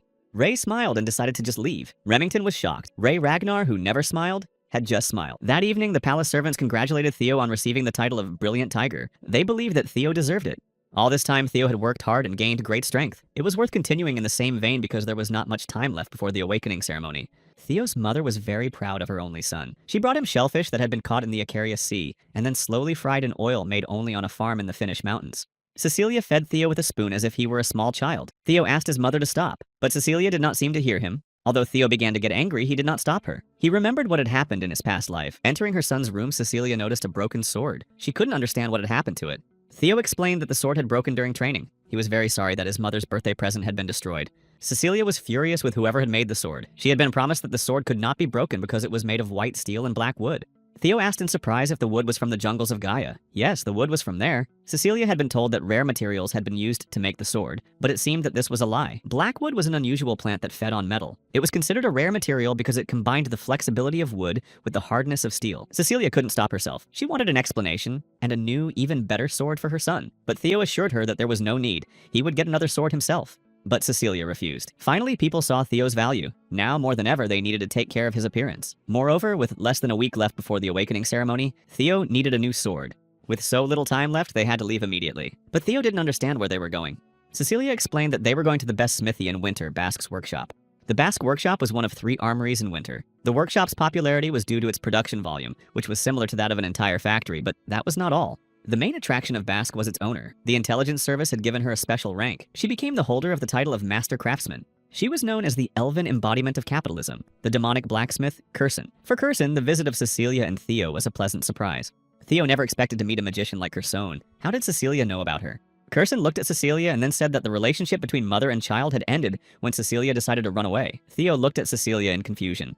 Theo had always thought that his mother was an orphan. Could the high elf really be Cecilia's mother? That meant Theo was half-elf. Now it was clear why he was so handsome. Curson didn't understand what had brought Cecilia to her forge. Cecilia threw the sword at Curson and shouted that she wanted her defective goods back. Curson looked at Cecilia with anger. How could she say that the sword Curson had forged herself was defective? Pulling out the sword, Curson made sure that it was indeed broken. She wondered who the owner of the sword was. Cecilia quickly replied that the sword belonged to her son. Curson looked at Theo in surprise. Could this boy really be the owner of the sword? Cecilia asked Curson to watch her tongue and explained that Theo was a genius who would now lead the clan. The boy decided to introduce himself, Theo Ragnar from the Camellia Palace. He was overjoyed to meet the renowned blacksmith Basque. Curson noticed how well Cecilia had raised her son. She had heard about Theo. In a short time, everyone had probably heard about him. Curson decided to make sure that it was really Theo's sword. Theo confirmed that it was indeed his sword. Cecilia couldn't help herself and shouted again that the sword was of poor quality. At that moment, Theo seemed uncomfortable standing next to his mother. Theo's curiosity grew. It was difficult for him to recover from the news that the demon blacksmith was their relative. But Cecilia did not want to answer directly. Theo heard everything perfectly well, so why bother explaining? But Theo did not give up on his question. Cecilia explained that Theo knew nothing only because she did not often talk about her past. Even though it had only been 6 months, Curson had cared for Cecilia like his own child. Theo was saddened that he wasn't an elf after all. Cecilia continued her story. Curson loved everything she considered beautiful. It didn't matter if it was a precious stone, the theater, or even people. She must have really liked Cecilia, which is why she decided to take her in. But what was done, and now it didn't matter. But Theo was curious to know why his mother had run away from the smithy. But instead of Cecilia, Curson answered. Cecilia left on her own 2 feet, saying that she would become the wife of the clan chief. Curson thought Cecilia was a stupid girl. She had voluntarily gone to that miserable place. But it was commendable that she had managed to live there for so long. Cecilia explained that the clan chief was very kind and truly loved her. So Curson decided to tell Theo the rest of the story. Last year, Cecilia had suddenly returned and begged him to forge a sword for her son. Curson had never seen such shamelessness before. Cecilia couldn't understand how Curson could say such things about her in front of her son. Theo watched his mother and realized that he had never seen her like this before. Theo only now realized that he knew nothing about his mother in the past. Because he wanted so badly to be accepted by the clan, Theo had been an ungrateful son. The boy felt ashamed and sad. Theo also didn't understand why Curson didn't help them when times were tough if she cared so much about Cecilia. Theo didn't even notice when they reached Curson's room, which was her main office. Cecilia couldn't understand why Kirsten had brought them there. Kirsten let only Theo into the room. Cecilia didn't like this very much. She couldn't understand why Kirsten hadn't let her in. Kirsten immediately decided to ask Theo if he had the relic of the first dragon, but Theo just looked at Kirsten in surprise. He decided to ask Kirsten if he had understood her correctly. Kirsten was asking about the dragon ancestor who protected the clan. Theo had heard the legend of how their ancestor had distributed the treasures of the firstborn dragon to all the heirs of the Ragnar clan. But Theo's words only angered Kirsten. If Theo didn't have the relic, how could her sword have broken? Kirsten explained that she had put her heart and soul into this sword, and that nothing could destroy it except the relic. Theo explained that the sword had broken during his duel with Drake. He didn't understand what the relic had to do with it. Kirsten realized that it would be better to show him than to explain. Kirsten asked Theo what he had seen. Theo noticed the blue light again, the same one he had seen in the Camellia Palace. This meant that a new quest awaited Theo. From Theo's reaction, she realized that the boy had seen something, because she herself had not seen anything. She tried many times to open it to get the item inside, but all her attempts were in vain. Kirsten explained about the relic of the first dragon. Long ago, in the Age of Myths, the first dragon tore out one of his claws and forged a sword from it. It was a terrifying sword, the Blade of Moonlight. Kirsten explained to Theo that if he could get the sword, she would give it to him. But in the process, Theo could die. Was Theo willing to risk his own life? Theo already felt that the sword was his. Obtaining the sword, the Blade of Moonlight, was the second quest in the story. The Moonlight Blade was the sword of the leader of the Black Snow, one of the 9 dragons. But few knew what the sword looked like because everyone who had seen it, or even spoken of it, had died or disappeared without a trace. But by chance, Theo was lucky enough to see the shape of the Moonlight Blade. Why the Black Dragon did not destroy it remained a mystery. Theo was surprised that the Moonlight Blade was lying in this room and was also a relic of the first dragon. Theo was supposed to meet the Black Dragon in 4 years. This meant that the sword had been with Kirsten all this time. The same light was in the Camellia Palace, which meant that Theo had the key. Kirsten was very surprised when she saw the key. Theo inserted the key into the lock, and as soon as he turned it, he was able to open the box. A bright light emanated from it. Everything happened suddenly. Theo did not immediately realize that he had found himself in the Palace of Roses on that terrible day, when not only the palace, but also everyone in it was destroyed. But why was Theo there again? He saw his mother who had died. Theo remembered that he was too weak to destroy Randon in the Camellia Palace. Behind Theo stood a large bird that was screaming constantly. Theo grabbed it by the beak. Did the bird want to capture Theo's mind and turn his thirst for power against him? It was not for nothing that the sword was called Terrible. The bird did not understand who this boy was and how he was able to withstand its power. Theo explained that he had long since overcome the fear that the bird had shown him. Did the bird really think it could bribe Theo when the young man had a quest to complete? But the bird couldn't understand what the young man was talking about. He was a little different from the griffin Theo remembered. The bird used to be 10 meters taller, but now he was the same height as Theo. Perhaps this was because they had not been able to remove the seal, but it was just as well for Theo. Now the Moonlight Blade was his, but the bird asked him to just talk like 2 adults. Theo lost consciousness. His mother sat over him and begged him to wake up. Cecilia began to shout loudly at Kirsten and demand to know what she had done to Theo. All Cecilia asked was to get the sword for her son, not do who knows what to him. Kirsten looked at Theo and saw something she had never seen before. The monster's energy flowed through Theo's veins. Kirsten thought that everything would be fine because Theo had the relic. Cecilia looked at Kirsten with anger. She said she would never forgive Kirsten if anything happened to her son. A whirlwind of energy rose from Theo's heart in the room. Kirsten and Cecilia did not understand what was happening or what to expect next. After Theo came to his senses, Cecilia immediately threw her arms around him. He understood that his mother was worried about him, so he assured her that he was fine. Theo was able to defeat the griffin. He successfully completed the second story quest. As a reward, Theo received a moonlight sword. After his victory, Theo was able to increase his magical power. Theo's magical power became divine. The young man's magical power could be restored in 1.5 seconds. Now it was like that of a high-ranking swordsman. Theo wanted to use his magical power right away, but he had to wait for the awakening ceremony. Theo smiled at the surprised Kirsten. He really hoped that she would keep her promise. Raising his sword to the sky, Theo began to think that after so many years of imprisonment, the Moonlight Sword wanted to prove itself. Once free, it definitely wanted to release all the frustration that had built up inside it. Kirsten suggested that Theo strike the wall with his sword. She assured the young man that even the Moonlight Blade could not destroy this wall. Kirsten was sure that the blow of a boy who had not undergone the awakening ceremony would not be able to destroy the workshop. Theo could hide the heart of a dragon, so why not test the Moonlight Blade? So Theo didn't have to think long. He swung with all his might and struck only once. Theo used a single flash strike that split the workshop wall in 2. Kirsten was in despair. Her workshop was destroyed. No workshop meant no money. Theo realized that it was dangerous to just swing this sword around. The sword had absorbed all of Theo's magical power. Theo didn't even notice when Kirsten began to see through him. Kirsten was sure that Theo was out of magic. It was strange to Kirsten that Theo was able to destroy the wall of her workshop with just 1 strike of the Moonlight Sword. After what she saw, Kirsten also began to consider Theo a genius, especially since he was her grandson. Looking at Theo, Kirsten saw only money. She decided to become the young man's patron. All Theo had to do was spread his wings and show his talent to the world. Kirsten wanted Theo to become a walking advertisement for Basque's workshop. Theo was shocked by what Kirsten said. Cecilia noticed that her mother's eyes had turned into coins. It was time to leave the workshop and return to the palace. Theo decided to give the trophies from Drake to Kirsten as compensation for the destroyed wall. Kirsten believed that the boy had obtained them while acquiring the relic. Kirsten believed that Cecilia had indeed raised a wonderful son. Kirsten was distracted from her thoughts by a raven. She couldn't understand what it was doing near her workshop. 5 days passed quickly. Finally, the day of the awakening ceremony arrived. Theo trained hard with Evelyn every day. Evelyn noticed that Theo had become faster and more skilled at fencing. It was a real pleasure for Theo to hear Evelyn's praise. Young Theo had only begun to change 6 months ago and was already able to fight back against Evelyn. What would happen when he awakened his power? Evelyn believed that when Theo's magical power awakened, a monster would appear before their eyes. Theo had every chance of winning today's ceremony. Theo was grateful to Evelyn for everything she had done for him. Therefore, Theo decided to mention Evelyn when receiving his award if he really managed to win. The boys who were Theo's fans also wanted him to mention them. Only Evelyn did not understand why he would do that. Theo Ragnar arrived at the main residence. The ceremony would take place there. For the Ragnars, the awakening ceremony was the most important event of the year. Everyone wanted to achieve the best result because it was here that the clan's swordsmen could gain their first glory and honor. The clan leader, Kyle Ragnar, would have his eyes fixed only on the swordsmen participating in the awakening ceremony. 9 dragons and even the former clan leader, Hilda Ragnar, would be watching them. Theo found it hard to believe that Hilda was already 150 years old. The judge of the Dragon Gate, Vana Ragnar, announced the start of the first trial. The goal of this trial was to pull out one of the swords and leave a mark on the wall in front of them. The wall was made of white steel, but the swords were forged from ordinary steel, so they could not leave a mark on the wall. Unless, of course, they used magical power in their attack. Each participant was given a soma. One such pill gave 10 years worth of magical power. It was also supposed to help the participants open their chakra, so everyone had to drink the soma before the trial began in order to awaken their manic chamber and be able to leave a mark on the white steel wall with an ordinary sword. The result depended on the depth of the cut. The judge called out the names of the participants, and only then were they allowed to begin the trial. Theo Ragnar was first. In a previous life, Axion had been the best, but Theo knew that this time he would be the best. Theo took the sword and approached the wall. Kyle told Hilda about Theo. The boy had caught his father's attention, and it seemed that Hilda liked him too. Theo's third quest was to win the awakening ceremony and become the best. Hilda really wanted to see how worthy Kyle's son had become. Theo was a little nervous. Perhaps his memories of the past were causing him to feel anxious. The judge asked Theo to begin because there were other participants besides him. In his past life, Theo couldn't control his mana, but now everything was different. This time he would be able to do it. Theo summoned a large wave. The judge was very angry. He thought Theo was a fool because the boy couldn't control it.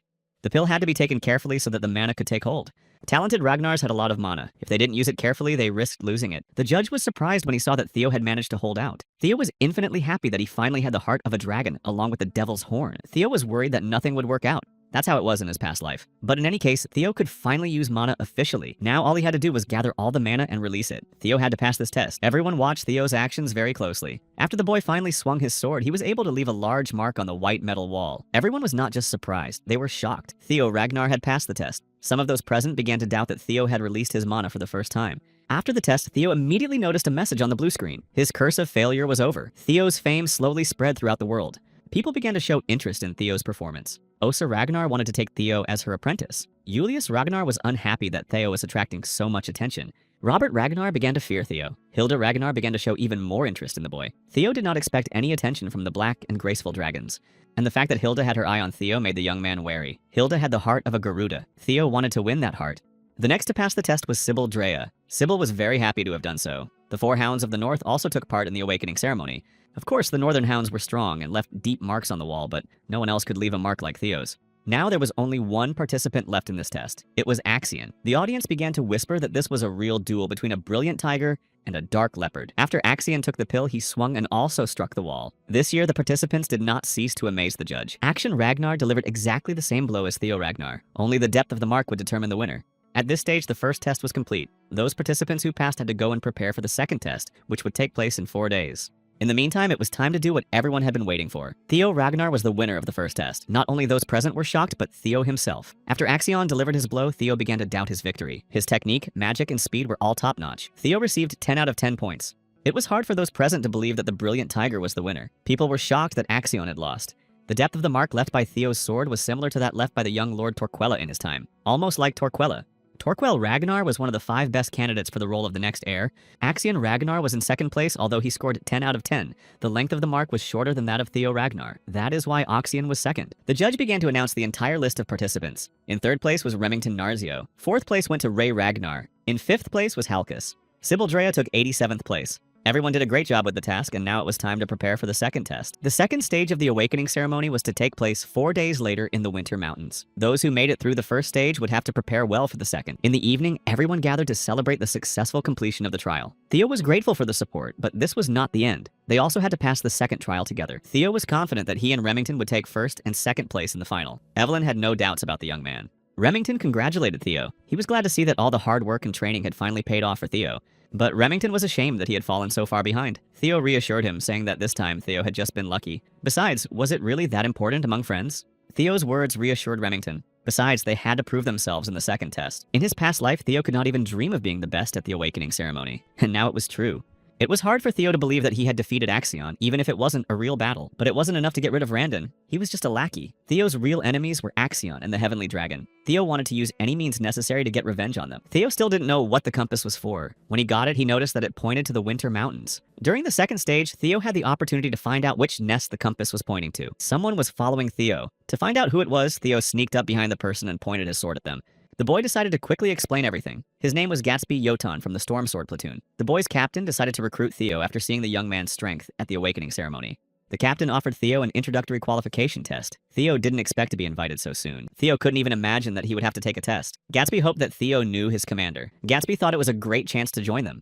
The boys' conversation was interrupted by the vice commander of the Blackstaff Cavalry, the fiery goblin Ayan Sasoli. The Blackstaff Cavalry wanted Theo Ragnar to join them without any test. Suddenly, representatives of various platoons began to approach Theo. They all wanted Theo to join them, but the only thing Theo wanted was to get out of there as quickly as possible. The lady of the Palace of Flowering Plums, the gracious dragon Osa Ragnar, was the first wife of the clan chief. She also wanted to get her hands on a talent like Theo Ragnar. Action hated Theo. He began to take out his anger on the training ground. Axion destroyed everyone who was near him. Ed decided to talk to the boy, but Axion just threw his sword at him. Ed didn't like that Axion was taking out his anger on others. Ed wanted Axion to go with him and listen to the plan for the second stage of the awakening ceremony. It was a plan to destroy Theo Ragnar. Theo was just as shocked as everyone else. Lady Blossom came to Theo herself. Now there was no chance that the young man would agree to join them. Everyone present found it hard to believe that Os Ragnar had created the isolation. Now, no one could hear what the Lady of the Flowering Plum Palace was saying to Theo Ragnar. Perhaps she wanted to share the secrets of her techniques with Theo. Seeing Osa Ragnar's ability to isolate space from the outside world was fantastic. Only now did Theo begin to understand how special he had become. The demonic dragon would have been furious at what Osa wanted to do, but she didn't care. She wanted to give Theo a gift. It was hard for the boy to believe that everything that was happening to him was real. Osa Ragnar explained that the clan leader's fencing skills were unmatched. They were like dragon flames falling from the sky, incinerating everything in their path. But the lady of the palace, the blossoming plum tree, was different. She possessed endless variations of swords. The dragon that Osa Ragnar aspired to be had countless forms. Osa Ragnar called it the Rain of Heavenly Flowers, the first technique of the blossoming plum tree. Theo watched her spellbound. In one continuous motion, Osa combined 120 variations. It turned out that in terms of pure fencing, Osa Ragnar surpassed even the clan leader. Theo wanted to try to apply this technique in his flash. The lady of the palace, Blooming Plum, was glad that Theo was able to enjoy the spectacle, but Theo doubted whether he was really worthy of such a gift. Osa Ragnar invited Theo to come anytime after the ceremony if he wanted to see more. The people around them looked at them with surprise and envy. The lady of the Blooming Plum wanted Theo to become the new wind of this place. Theo was shocked, but at the same time delighted. Such a gift exceeded even the young man's wildest expectations. It would be rude of Theo not to express his gratitude for such a gift. It would certainly not be easy to become a student of the Lady of the Blooming Force and join the Dragon Riders in white armor. 3 days passed. It was time for the second stage of the awakening ceremony. The Winter Mountains were not far from the Great Northern Wall. The Winter Mountains stretched for a great distance from Ventera to the demonic sea itself. The Rangars had been in this place for over 1,000 years. They protected humanity from the cursed lands beyond the wall and defended against the demonic sea teeming with monsters. Jackie Ragnar was a second stage observer and a high-ranking swordsman. He explained that one day, every young man would have to inherit this duty. That was why the second stage took place in the Winter Mountains. Jackie also explained that fencing students were forbidden to enter the demonic sea, so the accessible area was limited to the inner part of the wall. Everyone had to be very careful. According to Jackie, the second task was not difficult. All the participants had to do was defeat the monsters roaming the Winter Mountains and obtain the bells hanging around their necks. The bells were painted in 7 colors: red, orange, green, blue, and purple. The colors were arranged in order of the points earned. The more points, the stronger the monster, especially the demons with purple bells. The students were unable to defeat them, but they brought in a lot of points. The method of hunting monsters depended solely on the young men. The only requirement was to return with a bell before the end of the exam. Theo realized that any method was acceptable, including destroying an opponent's monster or stealing its bell. It seemed that the young men were deliberately being pitted against each other, but such was the law of the Ragnars. Jackie continued to explain that totems had been set up throughout the mountains to scare away monsters. Supplies were hidden in designated safe areas that the young men could use as they wished. The task would last 15 days. Therefore, Sybil decided to get the supplies first and then go to Theo's aid. Action had to follow Ed's plan in order to destroy Theo in the Winter Mountain. Theo also decided to start the mission, but Remington stopped Theo with a question about friends. Remington spent 3 days thinking, and came to the conclusion that Theo was both a friend and a rival to him. Therefore, Remington's desire was unchanging. He wanted to surpass Theo. This feeling was familiar to Theo because he also saw Remington as both a friend and a rival. Remington felt calmer after hearing this. He was going to be the best in the second stage. Remington just wanted Theo to know that. Theo was very excited that Remington had made him his goal. But Theo had to put all his thoughts aside for later because it was time to go in search of the dragon's nest. Theo was on the outskirts of the Winter Mountains. Holding a compass in his hands, he followed the trail it indicated. But the young man could not understand where exactly the nest was. Could the dragon's nest really be underground? Theo really hoped he wouldn't have to dig because he had nothing but his sword.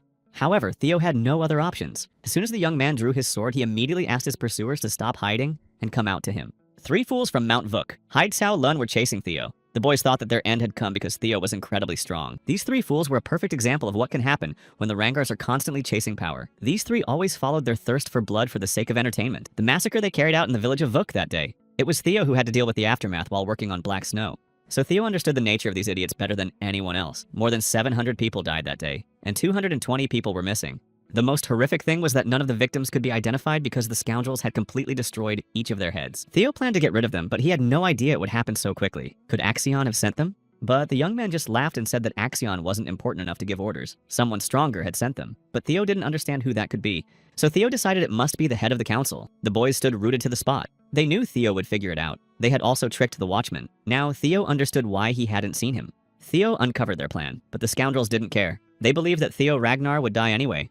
Young Theo had no choice but to accept the villain's challenge. Theo used the triple dragon technique. The villains were very surprised when they saw this technique. 1 blow was enough for Theo to defeat all 3 villains at once. The boy did not want to stoop to the level of these young men, so their heads remained intact. Theo had learned the technique he showed Lady Osha Ragnar in 3 days. Now, with 1 strike, Theo could combine 3 different strikes. When Theo struck hard, the sword became lighter and easier to control. This opened up many different possibilities. It was time for Theo to think about more important things. But suddenly Theo heard a strange noise. Approaching the edge of the mountain, Theo noticed a staircase below. A new quest opened up for Theo. He had to find the invisible staircase and explore the blue cave. Action was in first place. He had 21 bells and had gathered a group of 21 people. Ray Ragnar was in second place. But no one was interested in the results of the others. They were only interested in Theo Ragnar's result. But Theo didn't have a single bell or a single person on his team. Julius believed that Theo had simply set up an ambush. But Wolfgang assured him that just because he had passed the first stage did not mean that he would pass the second stage. It took more than just swinging a sword. Wolfgang believed that half-breeds were not up to such a test. He was pleased that he had hired those 3 scoundrels. Ed was shocked by what Wolfgang had done. Wolfgang was confident that his plan had worked. Ed was angry that old Wolfgang was doing whatever came into his head. After Theo's trial, Ed had time to explore the Rose Palace. But Ed couldn't find the dragon relic. Theo couldn't be destroyed until he revealed the location of the relic. The observant wasp Ragnar noticed that the head of the council and the heavenly dragon were up to something. So it was better to be safe than sorry. But Julius knew that Theo was not one to give up easily. He was sure that the young man had a plan. Theo would succeed in any case, so there was no point in interfering with the awakening ceremony. Julius was angry with Osa for not telling him about her meeting with the boy. Osa just smiled sweetly at Julius and said that Theo was not opposed to meeting him. When Theo went downstairs, he noticed that there was a magical trap inside the cave. When an ordinary person fell into it, they could easily go mad. But after Theo opened the Gate of Mana, the trap had no effect on him. The compass led him to this very place. Finally, the dragon's nest. It was here that 3 years later, the captain of the Black Snow would destroy the dragon and obtain a legendary item. But this time, Theo got there first. Amon Moy's grimoire. When Theo opened the door, what he saw shocked him. This was not a baby's nest. On the contrary, a real ancient dragon lived here. For Theo, this was a problem because a duel with a dragon meant certain death. Theo didn't understand where this giant dragon had come from. Could the Black Snow have hidden what had happened in this place? Or maybe Theo had just come here 3 years earlier. Whatever the case, it was better to leave. Theo was no match for this dragon. Of course, Theo was sad, but it would be better to return here later before the Black Snow found this place. The ancient dragon, Lodbrok. Much time had passed since the Chosen One had come to this place. She was the mistress of the Winter Mountains, and one of those whom Ragnar called the Guardian Dragon. Theo was surprised and frightened at the same time. It was hard for the boy to believe that Lodbrok was standing before him. Theo bowed to the dragon. It was a great honor for him to meet his ancestor.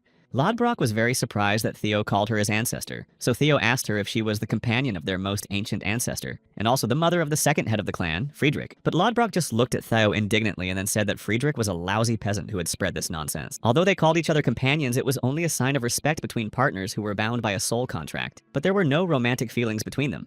And anyway, how could Theo imagine a relationship between a human and a dragon? Theo realized that all the stories about dragon blood in their family tree were lies. But Lodbrok explained that this was not entirely true. Through the soul contract, she shared her blood with Sigurd. But enough talk. Lodbrok must fulfill her duty as the dragon guardian of the Ragnar clan. According to the law of the firstborn, Lodbrok gave the chosen one who passed the test the opportunity to ask 3 questions. This turn of events delighted Theo. Instead of a duel, he could simply ask 3 questions. Theo's goal was unchanged. He wanted to rise to the top of the Ragnar clan, so it was worth finding out as much information as possible. While Theo was talking to the dragon, Axion continued to complete the second stage of his task. He managed to get 52 bells. Action was curious to know if Theo had sent any information, but there was no news. Everyone thought that Theo was just hiding. Action's servant, Orion Gardner, believed that Theo was simply afraid of having to fight for real. Only Action could easily defeat a high-ranking demon, so it was best for the young man to remain on his side. Orion believed that Theo had become stronger, but he was still a loser. Action was angry with Orion. A weakling like him could not understand that as long as there was fear, there was strength. That was why Action was afraid of no one. The messenger interrupted the young man's conversation. He had a message from the head of the intelligence department. Axion had to proceed with the plan immediately. But Axion asked him to tell him not to rush. He knew very well how much Axion wanted to destroy Theo, so as soon as Theo appeared, he would get rid of him immediately. Finally, Theo was ready to ask his first question. Ladblock was delighted that the boy was finally ready. She had waited so long that she had even managed to get some sleep. Theo was curious to know if there was any reason why Ladblock was in this place. She liked the question. Ladblock noticed that the boy was quite intelligent in his questions. The reason for her presence in this place lay in a monster that lived beyond the demon sea at the very edge of the world. A lord without a name. For the last 1,000 years, Ladblock had been bound by a duty to protect the world from the monster. The Winter Mountains were just a stronghold. Theo couldn't even imagine it. Now he understood that what he had seen in Ladblock's eyes was fear. It was hard for Theo to realize that there was something in the world that instilled fear in an ancient dragon who had defended the land for 1,000 years. Theo wanted to know more, but there were more important questions. In his second question, Theo asked about the relic of the first dragon. Ladblock found it funny that someone who had 3 relics was asking about a relic. Theo was surprised by what he heard. The first relic was from the dungeon of the Kamalia Palace. The second relic was the Moonlight Blade. But Theo did not understand what the third relic was. The relic of the first dragon was created to defeat the nameless monster. The first dragon, Fafnir, created them. He divided his soul into 31 fragments to protect humans. The relics took different forms. They could be different objects, different forms of experience, or even strange phenomena. Finally, Theo realized that the third relic was the phenomenon that had taken him back 10 years. In other words, Theo himself was the firstborn dragon Fafnir. Now everything fell into place. But there was something strange. Each relic was defended by a dragon. And what was happening to Theo? The boy was ready to ask the last question. Theo was curious why Lodblock had called him the Chosen One. But Lodblock asked a counter question. Did Theo really think he was the only one chosen? Surprised, Theo tried to digest what he had heard. Were there others whom the relic had chosen? Ed Curson, the Black Dragon, knew about the relics and wanted to collect them all. If they were like Theo, they must have also seen the messages that Theo saw, or they could even be regressors. Theo was one step closer to the truth about the structure of the world, but everything became even more confusing. The Nameless Lord was a creature that even ancient dragons feared, the possibility of other regressors existing. Theo asked all 3 questions, which meant he could claim his reward. Theo successfully completed the quest and was rewarded with the treasures of the firstborn dragon. This nest contained many treasures from all over the world: stones, grimoires, elixirs, secret writings, and weapons.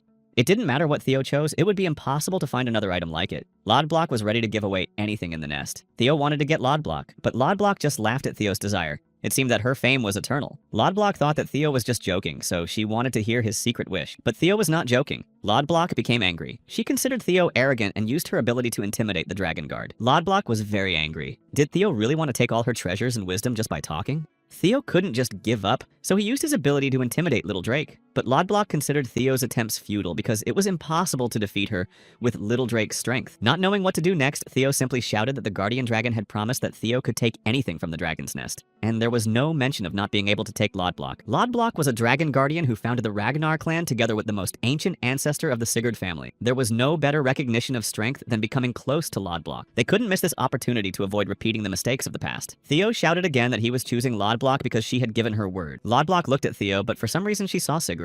After that, she agreed to let Theo take her away. There was no trace of the giant dragon. In its place stood a girl. She smiled sweetly at Theo. She decided to give him a chance because Theo had caught her interest. Theo stood silently, mesmerized, looking at Lodblock. It seemed that her beauty had caught the young man's attention, but she was over 2,000 years old. Theo's attention was drawn to Lodblock's heart. She explained to the boy that 50 years ago she had lost her heart. Since then, all she could do was wait for her death. She had about 3 years left to live. Because of this, Lodblock could not leave her nest, so she could not directly help Theo. So did Theo really want to choose her? Theo's answer did not change. He needed Lodblock. Theo hoped that thanks to her, he would become stronger and be able to obtain more relics. A soul contract was established between Theo and Lodblack. Theo wanted to find something among the relics that could serve Lodblack instead of her heart, because Theo wanted to live up to the title of Guardian Dragon Companion. Lodblack decided to remind Theo that she would not be able to leave the nest until he found a replacement for her heart. Until he did, she would remain in a deep sleep. Lodblack also had a task for Theo. To establish a true connection between their souls, Theo had to read a book and awaken the Gate of Rosum. She believed that Theo would need less than a month to read it, so he had to stay in the nest, where there was also food. This was another reward for Theo, Amon's grimoire. Theo looked at the grimoire and couldn't believe it really belonged to him. Of course, it was great that Theo got the grimoire, but he didn't understand what month Lodblack was talking about. She explained that it took about that long to study the gates of the mind. Surely Theo had more important things to do. Theo explained to Lodblack that he was currently undergoing the second stage of the awakening ceremony. It would only take 15 days. Perhaps Theo could return later. Of course, it was possible, but Lodblack would not allow him to do so. If Theo left, Lodblack would lose all interest in him. She needed Theo to open the gates of the mind before the second stage was complete. Until Theo did so, he was forbidden to leave the nest. Theo clearly did not expect such a turn of events. There were 13 days left until the end of the second stage. Theo would have to try very hard to win this stage. 3 days before the start of the second stage of the awakening ceremony, the reconnaissance headquarters, Ed explained to Axion about the totems that scared away demons. All this was happening because of the pearls inside. The monsters imprisoned inside the pearls gave off a powerful energy and prevented other monsters from approaching. But if you broke the pearl, you could summon the monsters yourself. The main goal of this stage was to earn as many points as possible. If Theo wanted to win, he would have to hunt. Action understood that Ed wanted to use the pearl as a trap for Theo. That was Ed's plan. But they couldn't touch Theo until they found out about the relic of the Rose Palace. Axion just wanted to get information out of Theo, but Ed explained that the young man was in no way inferior to Axion. Therefore, it was better to use Theo's attachment to other people against him. Ed believed that Theo's friends could be used. For their sake, he had to tell them everything. 15 days passed. No one had seen Theo during that time. There were 12 hours left until the end of the trial. Axion Ragnar was in first place with 860 points. The candidate from the palace, Felix Ragnar, was in 7th place with 446 points. The young man believed that 3 scoundrels had destroyed Theo. Otherwise, it was simply impossible to understand where the boy had gone. Axion considered Felix a loser whom no one counted on. Axion didn't like it at all that no one knew where Theo had gone. Therefore, if Theo Ragnar had decided to play hide and seek, Axion had to lure him out of his hiding place. The scoundrel Axion decided to destroy Theo's friends until the boy came out of hiding. Ray Ragnar, who was in 3rd place in the second stage with 561 points, heard about Axion's evil intention. Theo's friends had no idea what awaited them. They just continued to search for bells. There were 12 hours left until the end of the second stage. Like everyone else, Sybil didn't understand where Theo had gone. He was worried about him, but the boys were sure that Theo was doing something better than hunting monsters. The boys' conversation was interrupted by the appearance of Oriana Hanavi, who took 14th place in the second stage with 173 points. She simply destroyed Sybil. The boys couldn't understand why she did it. Orion explained that she just wanted to meet Theo Ragnar, and if no one could find him, maybe his friends' cries would bring him out. While Theo's friends were being destroyed, the boy finally finished studying the Gate of the Mind. Lodblack was pleased that Theo had done it so quickly. For Theo, it was no surprise. Thanks to the manic chamber in the dragon's heart, he could study the grimoire faster than others. From now on, Theo had access to the C-rank Dragon Symphony. Theo could see the essence of things and read residual memories. Now Theo was worthy of being called Lodblack's companion, but that wasn't all. Theo still had a long way to go. Once Theo advanced further, he would be able to contact Lodblack at any time, and even use her power after healing Lodblack's heart. But Theo had to hurry because Lodblack only had 3 years left to live. Theo promised to heal her heart. From that moment on, the soul contract came into effect. Lodblack would eagerly await her next meeting with Theo. Now that Theo had made a deal with Lodblack, it was time to move on to the test. There wasn't much time left. Theo knew that hunting took a lot of time, so at this rate, he wouldn't be able to get first place. Theo would have to take a different path. In his past life, Axion had taken first place. It would probably be the same this time. So in order to win, Theo would have to defeat Axion. Finally, Theo Ragnar was found. Theo looked surprised and did not understand what had happened or why they were looking for him. Ray was the first to find Theo. She was in terrible condition. Theo wanted to know what had happened to her, but the girl was exhausted and wounded. Ray had difficulty speaking. Theo couldn't understand who had hurt Ray. Could it have been a monster? But Ray explained that the wound had been made with a sword, and that it had been inflicted by a human.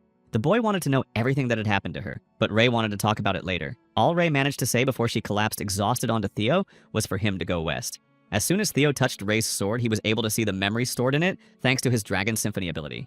Theo saw all the villains who were in Axion's team and heard that they had been looking for him all this time. Theo also noticed that the villains had tied up his friends just to lure Theo to them. Thanks to his Dragon Symphony ability, Theo knew that the villains had set a trap for him with monsters. The villains captured 9 young men, but Axion only needed 2, so Axion thought that the rest could simply be destroyed. As soon as one of Axion's henchmen swung to destroy one of the 9 boys, Ray immediately decided to stop them. Ray believed that the boys had crossed the line. Axion wanted to chase Ray away. She had no business being there, but Ray begged him to let the young men go because they were Theo's friends. Axion realized that Ray was also on Theo Ragnar's side. Ray lunged at Axion, but Axion was stronger and easily wounded Ray. At that moment, all of Ray's memories of the sword were interrupted. Due to his low skill level, Theo had limitations on his memories. Theo was overcome with rage. He wanted to know from Ray why Axion had captured his friends. Ray looked at Theo in surprise and couldn't understand how he knew about Axion's actions. He asked Ray to tell him everything. Ray said that Axion was obsessed with capturing Theo. But since Theo was nowhere to be found, Axion decided to take his friends captive. Ed and Axion did not want to leave the young man alone, either in his past life or in this one. Theo asked Ray to tell him where Axion was. One of Axion's henchmen reported that Theo had finally been found. He had been seen on the northern slope. He also reported that Ray Ragnar was with Theo. The news of Theo's appearance greatly pleased Axion. Finally, he would have the opportunity to prove that a half-breed could not be better than him. But Axion was reminded that he had to find out the location of the relic with the help of the hostages. Therefore, he could not kill Theo. Ray did not want to reveal Axion's whereabouts. Theo could not meet with him. Ray explained that people from the intelligence service were involved.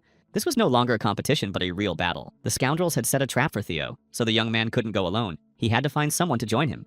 But Theo didn't have time to gather people. No one knew what the scoundrels had done to the boys, so they had to leave immediately. Ray tried to explain to Theo that if he went, he would simply die. Ray didn't understand why Theo was risking his life. She explained to Theo that they had to act cautiously, even at the cost of other people's lives. Theo was furious. He didn't want to lose his people again. Theo remembered his friends. They had planned to celebrate their victory together after passing the second stage. Ray asked Theo to come to his senses and remember that he was part of Ragnar's clan, so there would be casualties. It seemed that everyone in the mountains could hear their argument. Theo said that Ray had gotten herself into this mess because she couldn't just stand by and do nothing. The young man was simply tired of being on the side of the weak, or like a worthless fool. Theo didn't want to repeat the mistakes of the past, so he asked Ray to tell him where Axion was. Remington noticed the supplies Sybil had gathered. The bells were scattered around and there was blood near them. Remington realized that something was clearly wrong. Next to Remington was Halkus Lank, who was in 5th place in the second stage. He had 499 points. Also with them was Erica Lank, who was in 4th place in the second stage. She had 521 points. Remington Narzio was in 2nd place in the second stage. He had 688 points. Remington wanted Halkus and Erica to help him figure out what had happened to the young men. Just as Theo was about to leave for Axion, he was attacked by monsters. Theo didn't like this at all. He didn't plan on staying long in a fight with monsters. Theo was sure that Sybil and the rest of the young men were alive. Axion was just a puppet in Ed's hands. Everything had been staged just to get rid of Theo and arouse as little suspicion as possible. The monsters kept coming back. Theo decided to use a triple strike to destroy all the monsters in one blow. The fact that the Security Bureau observers were working with Axion spoke volumes. Theo was sure that the observers were supposed to restrain Axion. Theo had to hurry because Axion was very unpredictable. Ray was surprised at how strong Theo was. Had he always been like this? While Theo was destroying the monsters, Ray remembered how little Theo had brought her home on a cold winter morning when she was wearing only a shirt and shared his scarf with her. Once, Theo had helped Ray. This time, Ray wanted to help Theo. She didn't want to let the boy go alone because she knew exactly what awaited him. Sybil couldn't sit still, so he kept making noises. Axion didn't like the young man's behavior, so he decided to simply destroy him. But Axion was immediately stopped. He wasn't supposed to cause trouble. So, angry, Axion decided to hide his sword. 4 high-ranking swordsmen were sent after Theo because Ed decided that Axion was not strong enough to deal with the young man on his own. Finally, Theo Ragnar decided to show himself. Axion's mood improved slightly. The young man looked at Theo with hope for salvation. Theo looked at his friends with horror. He was hurt by what these scoundrels had done to them. Axion really didn't like that Theo had kept them waiting. He was sure that Theo knew what was going on, so there was no need to waste time. They should have gotten straight to the point. Axion began to talk about what Theo should do to save the boys. Theo immediately interrupted him, asking if Axion was scared. Axion didn't understand what Theo was talking about, but the young man continued to insist that Axion was afraid of defeat. Otherwise, why would he resort to such tricks? Theo continued to talk about how Axion had built a wall of bandits who were constantly watching from afar. He also mentioned Axion's pathetic attempt to kidnap the hostages. All this was done out of fear of losing. Theo believed that Axion did not deserve the title of Hound of the North. All of Theo's words greatly angered Axion. If Axion wanted to refute everything Theo said, he simply had to face Theo and cross swords with him in a duel. Of course, that is, if Axion had even a shred of dignity left. If Axion won, he would get everything, including Theo's life. But if he lost, he would release the hostages. Theo's words only made Axion laugh. The worthless Ragnar was challenging him to a duel. Axion believed that Theo's arrogance knew no bounds. Did Theo really think that Axion was afraid of him? Axion was too emotional, so Theo knew that he could easily play on his emotions. Axion was warned that Theo was provoking him and that he should not be taken in by Theo's words. Enraged, Axion realized that even the observers did not trust him, so he decided to accept Theo's challenge and fight him. One of the observers watched everything that was happening with fear. He believed that Axion had ruined the plan, but another observer assured him that everything was going according to plan. It had just become a little more complicated. Axion warned his henchmen that the hostages were part of the agreement between him and Theo, so they had no right to touch them until the end of the duel. The duel began. Both young men were strong, so Axion grew tired of simple sword swings. He decided to show Theo one trick, the true power of the Ragnars, the heavenly roar of a dragon. This move took Theo by surprise, but there was no time to hesitate, so Theo used the triple dragon strike. Axion froze in surprise. He thought that after his move, Theo would be finished, but he couldn't even leave a scratch on the boy. Theo couldn't understand if Axion really thought he was good enough to teach young Theo Ragnar. Orion Hanavi was also a member of the Scaled Dragon community. In the second stage, he was in 14th place with 179 points. The young man looked at Theo with horror. He believed that Theo's victory in the first stage was accidental. Everyone who saw Theo's strength was always amazed at how strong the boy was. Therefore, Orion understood that at this rate, Axion would lose the duel. Orion began to think about switching sides to Theo. Axion had always been a fool. On the other hand, Orion knew that their people were everywhere, so Theo would not be able to survive. From childhood, Axion had been told that he was the one who had to take the throne of the Ragnars for the sake of his mother and uncle, and for the prosperity of their clan. Ed told the young man every day that he had to remember who Axion was, and young Axion was Troyvon. As a child, the young man just looked at his uncle in amazement. Axion was taught from an early age to be a scoundrel and to hate Theo. In the duel, Theo told Axion that everything was going according to plan. Roddy was also quick to report that Theo Ragnar had been found. The first to find him was Axion. Julius was delighted to hear the news. He knew that Theo Ragnar would not sit idly by, but would come out and do everything possible to win. Wolfgang, on the other hand, was enraged by this news. He couldn't understand why the three scoundrels hadn't destroyed Theo Ragnar.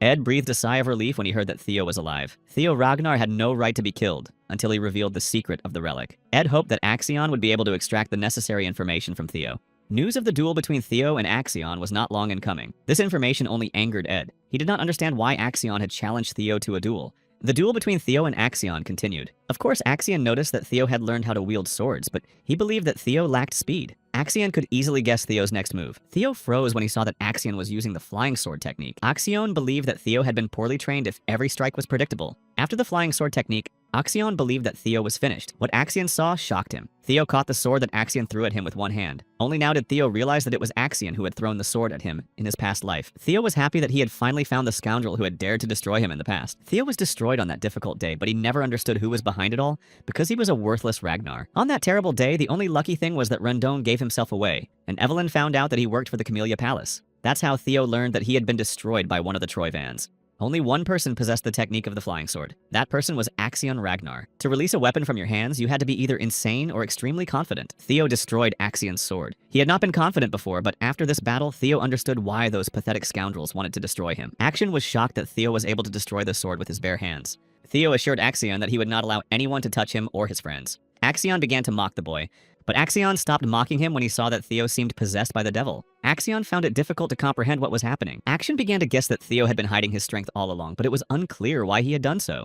Now it seemed that Axion was really afraid. Theo wanted Axion to finally show the strength he had been boasting about. Axion began to feel anger and despair. At that moment, he began to hate Theo even more. Theo's thirst for revenge gave him even more strength. He understood perfectly well that Axion had never even thought about what it felt like to have a sword between his ribs. Remington understood that the tracks were not from monsters. Someone had clearly attacked the young men. Only Axion was capable of such cruelty. But Halkus and Erica couldn't understand why Axion needed to do this. If he wanted more bells, why bother when he was already in first place? Remington guessed that this was how he wanted to lure Theo out. It looked as if Axion wanted to destroy Theo during the second stage. Halkus was angry that Axion was not playing fair. The trial was supposed to be honest and fair. Erica, on the other hand, didn't understand what was so strange about it. They were in the Ragnar clan, so it wasn't surprising that someone would destroy others during the ceremony. That was why Erica didn't like the Ragnars. Even if you believed in the right of the strongest, this was too much. Halkus was afraid that someone might hear them, so he asked Erica to think about what she was saying. Remington decided to protect his friends because that's what young Theo would have done. Of course, it would have been great if Halkus and Erica had helped Remington. Halkus agreed to help right away, but Erica didn't want to. Erica followed Halkus only to meet Theo Ragnar, but he was nowhere to be found. Besides, Erica despised weak men, so she had no desire to help them. Remington knew why Erica was looking for Theo, so he promised to introduce her to him if she helped them. It didn't take long to persuade Erica, so the young men just had to hold on a little longer. Help was on the way. But halfway there, they were stopped by a community of scaly dragons. The scoundrels began to mock Remington for trading them for a fool and getting involved with a bunch of pumped-up idiots. Halkus was angered by the villain's words. Remington asked them to step aside and not fight his old friend. Remington gave Orion a chance to get out of their way. But if Orion didn't want to do it voluntarily, Remington had only one option: to force the boy to step aside and not interfere. The duel between Axion and Theo continued. Axion's broken sword fell next to Sybil. The young man decided to try to free himself. Sybil understood that he couldn't miss such an opportunity. Unexpectedly for everyone present, a third person intervened in the duel between Axion and Theo. This person turned out to be a high-level swordsman observer, Liam Troyvon. He apologized to Axion for not being able to help him earlier. He was ready to accept punishment after the awakening ceremony. Action ordered Liam to protect him, so now Liam took part in the duel instead of Action. One of the observers gave Axion his sword and said that the young man had fought well, but the rest was up to the observers. Liam noticed that Theo was indeed very strong, not only against Axion, but even against the high-level swordsman Liam had brought with him. Although Liam was sure that Theo was too weak for him, he even felt sorry for destroying a genius like Theo. Of course, Liam understood that destroying Theo was necessary for the Troyvans. Therefore, without a single doubt, he swung his sword to deliver a devastating blow. But Liam was not destined to destroy Theo. It seemed that Axion wanted to do it himself so badly that he simply destroyed Liam. The other observers did not understand Axion's actions. The young man did not like that everyone thought he was losing the fight with Theo. He was enraged that they had decided to humiliate the heir to the throne. Axion acknowledged that Theo was strong. Ed had always taught him that weaklings were useless. He constantly told Axion that he was blessed by God. But in order for Axion to take the throne of the Ragnars, he had to step over dead bodies. Therefore, Axion was convinced that Theo Ragnar was still weaker than him. That is why Axion could not lose to someone like Theo, especially in this place. Axion assured Theo that he was the one who should take the throne. Axion was also sure that anyone who dared to stand in his way would die. So the fight between Theo and Axion went on. The spectators decided to help Liam. They knew that Axion was crazy, but they didn't think he was that crazy. Liam ordered them to help Axion in the fight. But Axion was against anyone interfering. Liam insisted that Theo had to die. If Axion died, they would all be destroyed. Axion became even more enraged. All he wanted was to destroy Theo. Axion Ragnar had been destined by fate to be the ruler of the North and heir to the throne of the Ragnars. Theo was sure that Axion's worthless ambitions had led to the deaths of many people. So if Axion didn't want to get rid of his greed himself, they'd just have to make him do it. It was a fierce battle between two Ragnars who possessed great magical power. Theo used his triple strike technique, but Axion was his equal. Everyone watched the fight with horror. It was difficult to predict who would win. Theo's friends hoped that the young man would be victorious, and they would simply be allowed to leave. Axion was becoming increasingly enraged. Theo was beginning to tire from the fight, so he decided to end it. Theo delivered the final blow. Because of his stupidity and inability to stop in time, Axion lost the fight. Theo destroyed the boy. He was able to avenge Axion for his own death in a past life. It was hard for Liam to believe that Axion was dead. For the observers, it meant one thing. They had to be destroyed for failing to stop and protect the young Axion. Anger raged inside Liam. He gave the order to destroy Theo. Liam believed that the worthless Theo Ragnar had to be punished. Theo understood that his situation was dire. His chances of survival were slim, but Theo had no choice but to fight. Engaging in combat with 4 swordsmen was pointless, and after Axion's destruction, this fight was tantamount to suicide. Theo understood perfectly well that he had almost no strength left and not much mana, but the boy had no intention of running away. It was worth going to the end. All Theo could do was hope for help. He didn't understand why his friends weren't coming to his aid. Everything happened very quickly. To Theo, it seemed as if his prayers had been answered. Remington, Hulk, and Erica came to Theo's aid. The young man did not understand why they were helping him, but Remington explained that friends always help each other, so they simply could not leave him in trouble. Theo was impressed that he finally had loyal friends. Now he was not alone. Erica immediately noticed that Theo was more handsome than she had expected. Halkus enjoyed watching Theo and Axion fight. Finally, he saw how strong Theo Ragnar was. Sybil managed to cut the ropes and free himself. He immediately joined the fight with the others. Sybil believed it was his duty to protect Theo. Remington tried to explain that observers were not allowed to interfere in the trials. Moreover, they were also forbidden to engage in combat with the participants. Everything went wrong. The observers didn't know what to do next, so they waited for Liam's orders. Liam himself understood perfectly well that the plan had completely failed. They had not been able to find out about the relic of the Palace of Roses. They had not been able to destroy Theo either. Axion was dead. The villains had been caught at the scene of the crime. Barely able to stand, Liam watched the observers fight the participants of the trial. He didn't know how to fix everything, but the observers were counting on him and waiting for his orders. So Liam gave the order to destroy everyone. The observers were surprised by this decision, but Liam insisted on destruction. They would simply tell the council that the participants had been attacked by many monsters. Everyone had died. Liam took out the pearls to summon the monsters. He decided to cover his tracks and hide the Troyvans' interference. Liam hoped that the observers understood everything. Liam decided to summon 25 monsters to destroy the participants of the second stage, so he immediately decided to proceed with his plan. But Liam was stopped. Liam was wounded again from behind. The observers of the Dragon Riders in white armor, Selford Gardner and Aaron Bacchus, arrived at the scene of the battle. They were accompanied by Natasha Koppel, an observer from the Palace of Flowering Plums, and Sally Gardner, an observer from the Palace of Daffodils. The observers destroyed Liam and asked everyone to stay where they were. They warned the villains that if they continued the fight, they would end up like Liam. Theo was very happy that the observers had come to their aid. They arrived just in time. Theo thanked the observers for saving them. Remington started yelling at Theo. He didn't understand why Theo didn't call him for help. Theo's irresponsibility could have gotten him killed. Halkus hurried to inform them that Theo had no right to die until they had another duel. Erica asked Theo not to forget that they had helped him, but their conversation was interrupted by the cries of the young men. They were very grateful that Theo had come to save them. For someone like Theo, it wasn't even a pity to die. Ray Ragnar just walked up to Theo silently and hugged him. Ray was glad that Theo was okay. Theo asked his friends for help. He wanted to collect as many bells as possible to take first place. The news of Axion's destruction had already reached the council. Ed couldn't believe that Axion was gone. For Ed, it was a defeat. It was time to announce the results of the second stage. The judge hastened to announce that every participant had done a good job. Feral Ragnar, the 9 Dragons Ascending Dragon, announced that the second stage of the awakening ceremony was over. The participants in the awakening ceremony were surprised by the appearance of the rising dragon. He was rarely seen in public. No one could understand what he was doing in the Winter Mountains. Feral announced that out of the 87 participants, only 45 had passed the test. He was delighted to see so many talented people. The results of the best participant were particularly impressive. He was sure that everyone knew that those who passed the second stage had previously received the title of low-ranking swordsman. All those present received this title. Therefore, they had the right to participate in various events as proud swordsmen of the Ragnar clan. Theo Ragnar took first place in the second stage. He scored 1,121 points, but the others did not understand how Theo managed to break out of last place and take first place in such a short period of time. Second place went to Remington Narcio. He scored 926 points. Everything went exactly as Theo and Remington had planned. They took first and second place. But the awakening ceremony was not over. The third stage remained. So Farrell asked those who had passed the second test to raise their hands. The second stage involved a hidden technique called elemental breathing. It was necessary to master the technique by collecting fragments of text that were randomly divided into bells. Not only were they difficult to find, but they were also difficult to understand. Only those who mastered this technique were able to apply the elemental attribute to their mana. This also gave them the right to participate in the third stage. In his past life, Theo was unable to fully master what was written, but thanks to the Dragon's Symphony, Theo could see memories. So when Theo saw the inscriptions, he was able to understand everything. Farrell was impressed that 4 participants were able to master the technique. Theo remembered that in the past, Ray and Remington were unable to master the technique, but this time everything was different. Perhaps it was because of the butterfly effect that Theo created. The participants had to show their abilities. They decided to start with Theo Ragnar. Theo understood that the future had to change because Axiona had been destroyed. He had nothing to fear. Theo was able to find thunder. It was the first fusion of mana with the attribute of thunder. After the fusion, he had to manifest thunder. Sybil was pleased to see that Theo was able to not only infuse mana, but also manifest it. This was exactly what Sybil expected from Theo.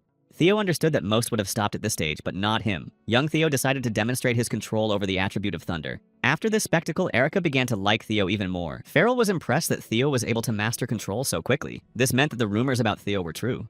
Theo decided not to stop there. He took out his sword and decided to demonstrate the thunder breathing technique. Thunder Dragon, the 4th stage of the thunder attribute expansion. All those present were shocked by Theo's actions. The boy decided to attack Farrell. Farrell realized that Theo would not be easy to deal with. The young man had even mastered the expansion stage. Farrell did not just stand and watch. He used the water flow breathing technique, Water Cutter. Farrell told Theo that the young man deserved the right to test him. Farrell also said that Theo had done an excellent job. That is why he awarded the young man an additional 1,000 points. The Rising Dragon had always been generous to candidates with the spirit of a rival. Everyone was surprised when they heard that Theo Ragnar had 2,121 points. He even surpassed Torquell. Remington was able to earn an additional 500 points for displaying his attribute. Ray and Erica received an additional 300 points. Farrell was pleasantly surprised by the new generation. Usually 1,000 points was enough to become the best candidate. But this year there were 4 best candidates. Those who were not admitted to the third stage had to return home and begin preparing for the award ceremony, which was to take place in a week. Halkus was disappointed that he did not make it to the third stage. It was time to move on to the third stage. Suddenly, Theo began to feel Lodblok's energy. He couldn't understand why he felt this energy. The test in the third stage was to meet with the head of the Ragnar clan. It was an unpredictable test. The outcome of this test depended on the Elder Ragnar. This meeting would determine who would go to the clan leader's mansion. Each of the 5 contenders had passed the final stage. That is why an invitation to the mansion was equivalent to being recognized as the strongest candidate for the heir. But Theo still didn't understand why. If the clan chief was waiting for them at the top, the boy could feel Lodblok's energy. It seemed that Theo guessed that Lodblok's heart might belong to the clan leader, Ragnar. The participants had to fight their way through the dragon's intimidation and greet the leader. The pressure was too strong. Erica had no idea how to get to the clan chief. Theo suggested synchronizing their mana waves, but Erica didn't understand what Theo was talking about. Remington, on the other hand, understood perfectly well that Theo was talking about the counter phase that neutralized the pressure, but Remington also understood that it was much easier to say than to do. Theo explained that this pressure was used to weed out the unworthy. Only those who could control their mana could meet the clan leader. Erica couldn't understand what the boys were talking about or what language they were speaking. All this talk began to scare her a little. Remington explained that magical power was like a wave. Therefore, it was necessary to use the wave of mana to remove the pressure. She thought Remington was just bragging. He could have simply explained that the mana had to be directed toward the mountain. Remington was upset that Erica had called him a braggart. While Erica was arguing with Remington, Theo directed the wave of mana toward the mountain. His friends did not expect Theo to do it so quickly. But what did they expect from the heir to the Ragnar clan? At this time, the others just stood there while Theo decided to climb the mountain. Farrell explained that the others should hurry up because the number of points depended on who reached the top first. Farrell was delighted with Theo. He couldn't even imagine that he would want to take on a student in his old age. Kirsel arrived at the palace. She ran through the corridors of the palace looking for her little daughter, her talisman. The servants noticed that the palace had become livelier after Theo became a rising star. Kirsel burst into the room. Finally, she was able to find Cecilia. Cecilia asked her mother to behave appropriately because Kirsel was in the palace. But Kirsel did not understand what propriety meant when she was on her way to wealth. Cecilia explained that Kirsel was rich enough, but that wealth was not enough for Kirsel. After Theo became a star, Kirsal began to receive orders constantly. Finally, the smithy gained the fame it deserved. Cecilia always believed in Theo, but watching him, she began to feel overwhelmed with fear for his future. She was worried that Theo might get hurt or not be able to handle the fame. The only thing Cecilia could do was wait patiently. She wanted to help her son, but all she could do was give him gifts. But Cecilia wanted to help her son in a more meaningful way. Kursel understood perfectly well that the days when her workshop was only engaged in the manufacture of weapons were in the past. She wanted to start making jewelry as well. Kursel believed that this would increase her income tenfold. Cecilia wondered if her mother had ever made a prosthetic arm. Kyle stood on top of the mountain. Theo's words about the clan heir made him laugh. Kyle understood that his father had no right to stand in the way of his child's dream. Kyle also understood perfectly well that they would never be able to dampen Theo's ambitions. When they were young, they were all just like Theo. The sword graveyard was direct proof of the Ragnar's ambitions. All Kyle wanted was for their clan to prosper. Kyle wanted to destroy any obstacle to prosperity, even if his son was a regressor. But for now, it was worth watching. The head of the clan was Ragnar Kyle Ragnar. Finally, he had waited for his son. Theo greeted his father. The boy believed that he could have reached the top much faster if it weren't for Kyle's aura. Kyle wondered if the boy knew where they were. Of course, Theo knew that this was a graveyard of swords. Here lay the blades of those Kyle had defeated. That was exactly the case. Kyle explained to Theo that being the head of the clan meant facing threats alone, because you can't trust anyone. Kyle believed that strength was the only thing you could count on. Strength alone determined who a young man would become. So Kyle wondered if Theo was ready to take his place. Theo was sure he was ready. Kyle asked him not to rush his answer. Thousands of warriors wanted the same thing as Theo. First, Theo had to learn the fate of the warriors and then give his answer. Theo saw those whom Kyle had defeated. They cursed him and did not understand how he could have done such a thing. They wanted to tear Kyle to pieces, but Theo was certain that Kyle would not be able to break his resolve. Theo wanted to avenge everyone for his past life and become the head of the clan to end the struggle for the throne. If his father wanted to know if Theo was worthy, then let the young man's sword answer Kyle's question. Kyle decided to explain that there was no room for sentimentality on the battlefield. He wanted to see what she could teach him. Theo looked at his father in surprise. Could his suspicions about the dragon's heart be true? What Theo saw shocked him. He saw how he died in a duel with his father. Kyle was sure that only those with enough determination should undergo the sword test, and it was cruel even for such a gifted boy as Theo. But Kyle believed that if Theo couldn't handle it, he should die on this mountain. The clan didn't need a regressor who only brought discord. It was hard for Theo to believe that he had died at the hands of his father, but there was no point in feeling sorry for himself. He had done everything he could. He had captured the Camellia Chamber. He had destroyed Randon and Axion. Everything had turned out quite well. This time, Theo had lived a happier life than in the past. The time had come to go to his eternal rest. But Theo decided to leave when he heard a voice asking him to come to his senses. If Theo had planned to end his life that way, he would have been better off surrendering to the crows. Theo just thanked him for reminding him of his goal. Theo had to keep his word because he swore he'd see it through to the end. Of course, Theo could have been broken, but of his own free will, the boy did not want to give up. Therefore, the only way out for Theo was to continue fighting. Kyle looked at Theo with joy. He was pleased that the boy had been able to stand his ground and pass the test. A week passed after the end of the Awakening ceremony trials. Everyone gathered in the council building for the award ceremony. Halkus didn't like that so many people had gathered for the ceremony. Erica looked at her brother in surprise. She was surprised that the great Halkus was shy, but Halkus became angry. He asked her not to call him that. Didn't Erica see that the commanders of the 9 dragon squads, the former and current clan leaders, had gathered in this place? All the heroes were in one place. Erica assured Halkus that they weren't interested in a boy who couldn't even learn the alphabet. These words angered Halkus even more. Halkus decided to calm down and find out what the clan chief had said to Erica in the 3rd stage, but Erica did not want to tell him. Halkus began to rage again. He assured his sister that Theo would have told him everything long ago. Erica did not understand why Halkus had said that about Theo. Had he hid his head somewhere? Halkus decided to remind Erica that the Lankies had always been the swords of the Ragnars. Had she forgotten that? It had always been the duty of the Lankies to serve the Ragnars faithfully throughout their lives. That was why Halkus had chosen to serve someone strong, someone who was superior to others. Theo was such a person. That was why Halkus would serve the young man all his life. That was why Theo was his. Erica looked at her brother in surprise. She wondered if Theo himself knew about all this. But Halkus didn't ask Theo anything. He just wanted to go with the boy to the same unit and see how things went. Halkus didn't know the details, but for some reason, the clan chief had decided not to take Theo into service at the estate. That's why Halkus was sure that he was meant to be with Theo. The award ceremony was open to the public. Theo Ragnar was the winner of all stages. The judge asked Theo to come forward. Theo's friends were happy for him. Everyone present looked at the boy. Evelyn telepathically informed Theo that it was time for him to decide where he would join.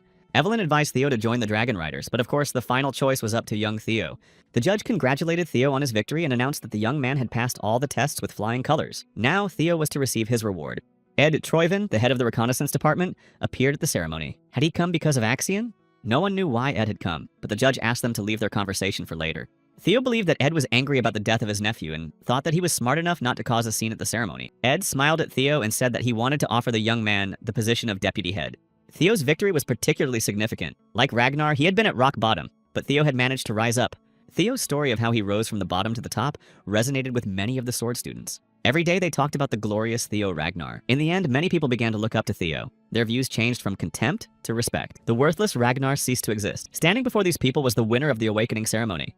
Theo successfully completed the 3rd story quest. As a reward, Theo received an ether core. The reward was in his inventory. Theo completely forgot about the quest. Young Theo decided to use his observation skills to learn more about Ed Troiven's plan. Ed Troiven was a cunning wolf in sheep's clothing. He wanted to take Theo under his wing in order to uncover the secret of the first dragon's relic. Theo knew that Ed didn't want to take him in for no reason. All this time, Ed had been interested in relics. Theo suspected that the cunning Ed already knew about the relics Theo had. The young man wanted the Troivons to fall at his hands. Julius couldn't understand what Ed was doing. Ed explained that he had simply offered the young man to become his deputy. Did Ed really think everyone there was stupid? Everyone understood perfectly well that Ed simply wanted to take revenge on Theo for the death of his nephew. Ed assured Julius that he understood perfectly well what he was saying. Of course, Ed was angry with Theo, but he just wanted to support the best of the best. Julius considered Ed a snake. His nephew had died, and Ed was only interested in his own goals. The judge asked them to stop talking. He understood perfectly well that everyone wanted to take Theo with them, but they hadn't even started the award ceremony yet. So the judge asked if Theo had already decided where he wanted to go.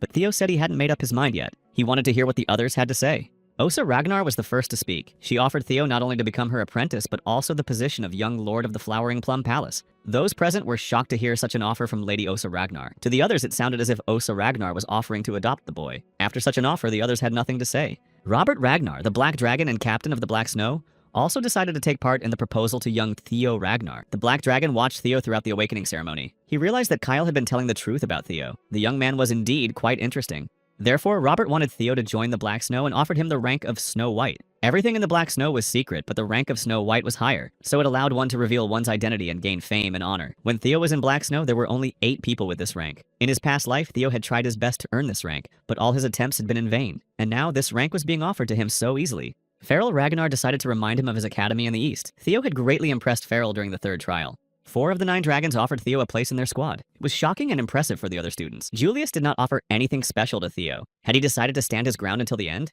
Julius really wanted Theo, but he would not give him special treatment because it would be unfair to the others. But Julius could definitely guarantee full support for Theo's development and pride in his rank as a knight in white armor. But Theo only wanted to announce his choice when he was interrupted by Hilda, the former head of the clan. She was curious to know if Theo was really a regressor. But Theo didn't understand what she was talking about. Hilda explained that she didn't know what role the boy had played in his past life, but now he was playing it perfectly. Theo couldn't believe that there were many cycles, not just one. Hilda explained that he shouldn't hide it. She was also a regressor, although her cycles were over. According to Hilda, the cycle was indeed related to regression. Theo couldn't understand how this was possible, but he was curious if there were other regressors. It was worth asking Hilda directly.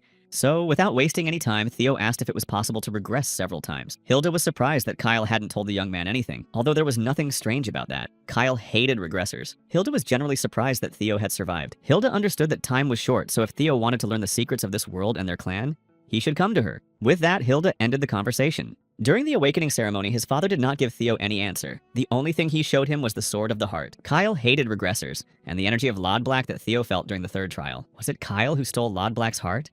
Perhaps that was why he stole Lod Black's heart, because she was an ancient dragon who encountered regressors. It was impossible that Kyle was the one who defeated the ancient dragon, although Theo knew very well that his father was capable of it. Theo should have announced his choice. The young man knew very well that no one but Hilda could explain the regressors to him, so he decided that he needed to go to Hilda.